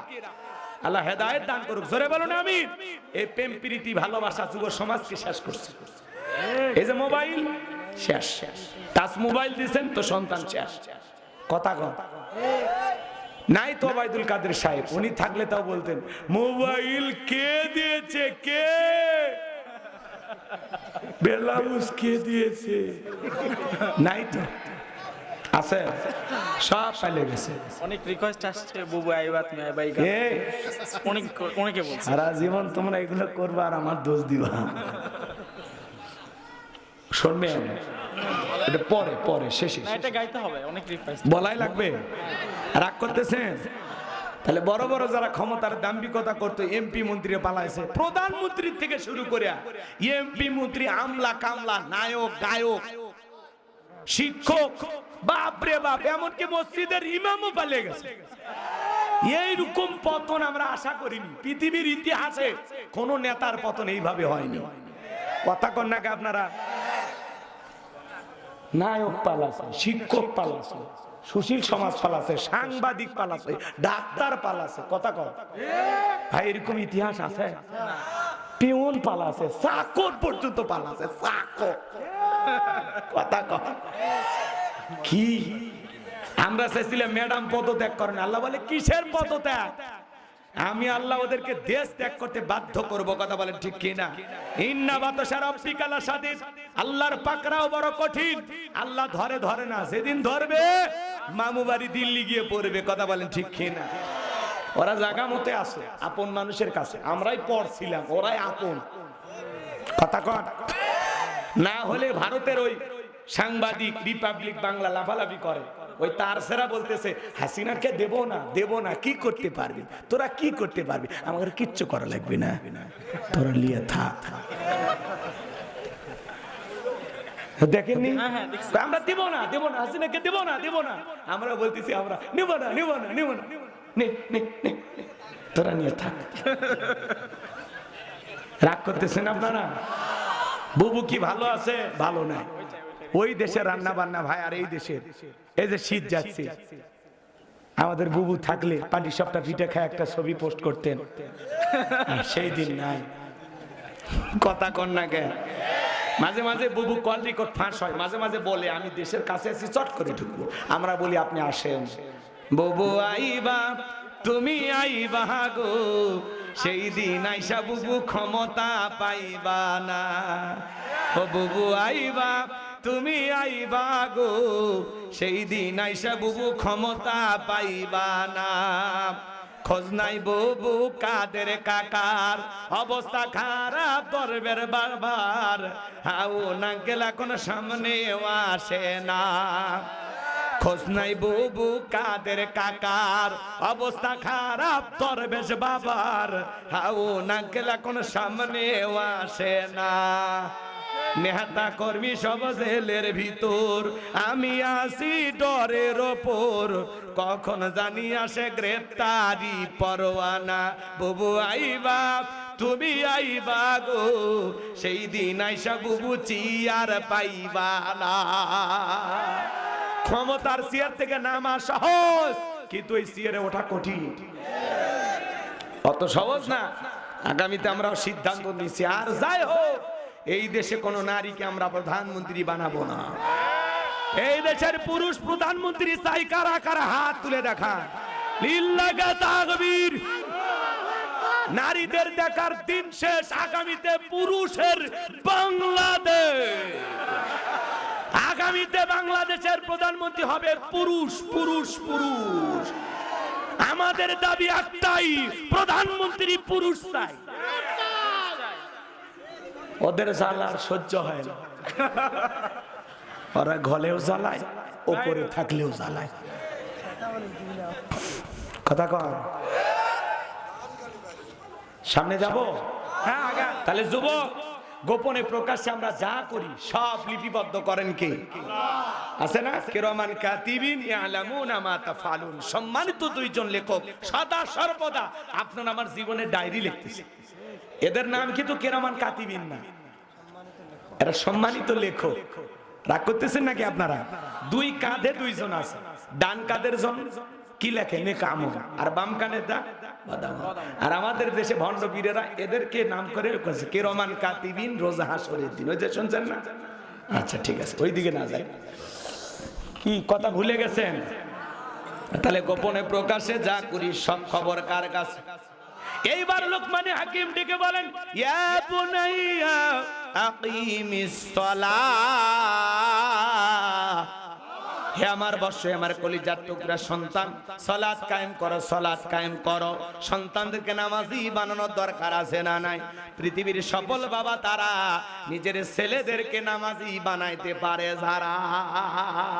আর সন্তানকে নামাজি বানাইতে হলে এক নাম্বার ভূমিকা পালন করা লাগবে মার বাবা। আপনি মসজিদে যাচ্ছেন, ছেলেকে মসজিদে নিয়ে যান, নিয়ে যান। ছোট ছোট বাচ্চাদেরকে মসজিদ মুখে বানাবেন। আজকের শিশু আগামীর বাংলাদেশ। আমাদের ভবিষ্যৎ প্রজন্ম যদি নামাজি হয়, তাহলে চোর, বাটপার, ইয়াবাখোর, নিশাখোর এগুলো খুঁজে পাওয়া যাবে না। ছোট ছোট বাচ্চাদেরকে মসজিদে নিয়ে যাবেন। মুরব্বী যারা ধমক দেন, মুরব্বী মুরব্বী সাবধান, খবরদার। ছোট বাচ্চা গেলে ধমক দিবেন না, আদর করবেন, কোলে নেবেন, ওযু না পারলে শিকায়াত দেবেন, কথা বলেন। ছোট বাচ্চা যা মসজিদে দৌড় ঝাঁপ করে, লাফালাফি করে, যাই নামাজ জড়ায়, টুপি ধরে দাড়ি ধরে টান দেয়, এটা ছোট বাচ্চা, 8-10 বছর বয়স, দুষ্টমি করারই বয়স। ও দুষ্টমি করবে না। আপনি 70 বছরের মুরব্বী লাফালাফি করলে আপনার হাড় হাড্ডির জয়েন্ট ঠিক থাকবে, সব খুলে যাবে। অতএব ছোট বাচ্চা মসজিদে গেলে দুষ্টমি করলে মাইনে নেবেন। ছোট বাচ্চা মসজিদে যাচ্ছে মানে কি? আপনি নিজের চোখে দেখতেছেন আপনার ভবিষ্যৎ প্রজন্ম সব নামাজি হয়ে যাচ্ছে। ছোট বাচ্চার হাত ধরে মেলায় নিয়ে যান, হাটে বাজারে নিয়ে যান, স্কুলে নিয়ে যান, কোচিংয়ে নিয়ে যান। ছেলের হাত ধরে মসজিদে নিয়ে যেতে পারেন না? প্রাইভেট পড়ায়, কোচিং করায়, যদি 2 দিন না যায়, এ টাকা দিয়ে পড়া রে, তোকে তো যাব কর্ম, এই মফিদুল জ্বালাস না। 2-3 হাজার টাকার কোচিং করায় কি ধমক দেয়, ছেলে বলে জব করবি। আর জহর, আসর, মাগরিব, এশা, ফজর চোখের সামনে আজানের পর আজান হয়, ওক্তের পর ওক্ত চলে যায়, একবারও বলে না এ মফিদুল, এ মুসলিম মুখলেস, বাবা আব্দুল মমিন, জহরে আজান হচ্ছে মসজিদে যা। বাপ বেটা একসাথে নামাজ পড়ে আসি, বলে না। ও তো নিজেই পড়ে না, হ্যাঁ, ও তো নিজেই পড়ে না। বাপ নিজে পড়ে না, যদি ছেলে খালি ধমক দেবে, যা মসজিদে যা, তুমি পড় না, আমাকে কও কেন? ইজ্জত পাংসা। অতএব আগে বাবা নামাজি হবে, এরপরে ছেলেকে নামাজের দাওয়াত দিলে। নিজে আমল না করে অন্যকে দাওয়াত দেওয়া যাবে না, কথা কয় না। তার মানে কি, বাবার আগে নামাজি হওয়া লাগবে, তারপরে ছেলেদেরকে নামাজি বানাইতে হবে। স্বামী নামাজ পড়ে স্ত্রীকে দাওয়াত দেবে, স্ত্রী নামাজ পড়ে স্বামীকে দাওয়াত দেবে, ছেলে মেয়ে সবাইকে নামাজি বানাবে ইনশাআল্লাহ। আমাদের ঘরগুলোর সকল সদস্যদেরকে নামাজি বানায় দেন। সূরা তাহরিমের 6 নম্বর আয়াতে আল্লাহ কি বলেছেন? হে ঈমানদারগণ, নিজেরাও জাহান্নামের আগুন থেকে বাঁচো, তোমার আহাল পরিবার পরিজন যারা আছে তাদেরকেও জাহান্নামের আগুন থেকে বাঁচানোর চেষ্টা করো। কথা বলে ঠিক কিনা? তাহলে লোকমানে হাকিম বলতেছেন, ইয়া বুনাইয়া আকিমিস সালাহ, হে আমার বৎস, হে আমার কলিজার টুকরা সন্তান, হে আমার আব্বা জান, সালাত কায়েম করো। পারবো তো সন্তানদেরকে নামাজি বানাইতে? কারা কারা হাত তুলে দেখো। লিল্লাহি তাকবীর, আল্লাহ কবুল করুন। একটু জোরে বলুন আমিন। এরপরে সন্তানকে বলতেছেন, ওয়ামরু বিল মারুফ, ও আমার সন্তান সৎ কাজের আদেশ দিবা, ভালো কাজ করবা, নিজেও ভালো কাজ করবা, মানুষদেরকেও ভালোর দিকে আহ্বান করবা। ওয়ানহা আনিল মুনকার, নিজেও অসৎ কাজ করবা না, অন্যায় করবা না, মানুষকেও অন্যায় করতে দিবা না। অন্যায় আছে যেখানে, প্রতিবাদ চলবে সেখানে। সন্তানদেরকে বলতে হবে, বাবা খবরদার গুনাহের কোনো কাজ করবা না, কাউকে ঠকাবা না, কাউকে ধমক দিবা না, কারোর সাথে খারাপ ব্যবহার করবা। সন্তানদেরকে বুঝাইতে হবে, বাবা অন্যায় কোনো কাজ করবা না, অপরাধ করবা না। এরপরে বলতেছেন, আসবির আলা মা আসাবাক, বাবা এই কাজগুলো করা তো সহজ না। এই কাজগুলো করলে তোমাকে সবর করা লাগবে, ধৈর্য ধারণ করা লাগবে। নামাজ পড়তে গেলেও ধৈর্য লাগবে, ভালো কাজের আদেশ দিতে গেলেও ধৈর্য লাগবে, মন্দ কাজ থেকে নিজেকে বিরত রাখতে গেলেও ধৈর্য লাগবে। চোখের সামনে কেউ সিনেমা হলে যায়, মনে তো চাই আমি একটা সিনেমা দেখি, তোর কারণে বেঁচে আসি। কথা কয় না? হ্যাঁ, ছবির নাম। মেয়েরাও মানুষ। এতদিন কি আসলো? হলুমান সিনেমার নাম। স্বামী কেন আসামি? কথা কন নাকি আপনারা? এগুলো সিনেমার নাম, ঠান্ডা মাথার খুনি। হাই রে ছবির নাম, শয়তান পর্যন্ত হাসে এগুলো নাম শুনলে। এগুলো দেখলে সিনেমা, সমাজের মানুষের চরিত্র ভালো হবে না খারাপ হবে? একটা মেয়ের খোলামেলা ছবি দিয়ে একটা 7 আপ ধরে লেখা আছে, ও নারী তোমার মজা কত। মনে হয় আরসির মতো, একটা নারীর মজা আরসির মতো নাকি? এই সমাজগুলো শেষ হয়ে গেছে এগুলোর কারণে। টেলিভিশন দেখতেছেন, অস্ট্রেলিয়া চলে আসলো, একা একা খেতে চাও, দরজা বন্ধ করে খাও। কি প্রশিক্ষণ দিচ্ছে? কথা কর নাকি আপনারা? এগুলো অন্যায় না? এগুলো কেন দেখতেছেন? ভালো হয়ে যান। একটা ব্লেড পুরুষ নারী সবারই প্রয়োজন হয়, হয় না? ওটা মহিলা মানুষ অ্যাড করতেছে, অমুক ব্লেডে সেভ করে কি যে আরাম, সেভ করে ছেলেরা। তোরা কেমনি বুঝলি? একটা 5 টাকার ব্লেড সেই জায়গা তো মহিলা লাগিয়ে দিছে যাতে মার্কেট পায়। কথা কর। সব জায়গায় নারীদেরকে উলঙ্গ করে ব্যবহার করা হচ্ছে, আর নারীরা মনে করতেছে আমাদের মর্যাদা বেড়ে যাচ্ছে, আমাদেরকে মডেল বানানো হচ্ছে, নায়িকা বানানো হচ্ছে। না, মডেল নায়িকার নামে তোর মতো নারীকে পতিতার মতো ব্যবহার করতেছে। নিজের সম্মান মর্যাদা বুঝলি না, পাগলি। কি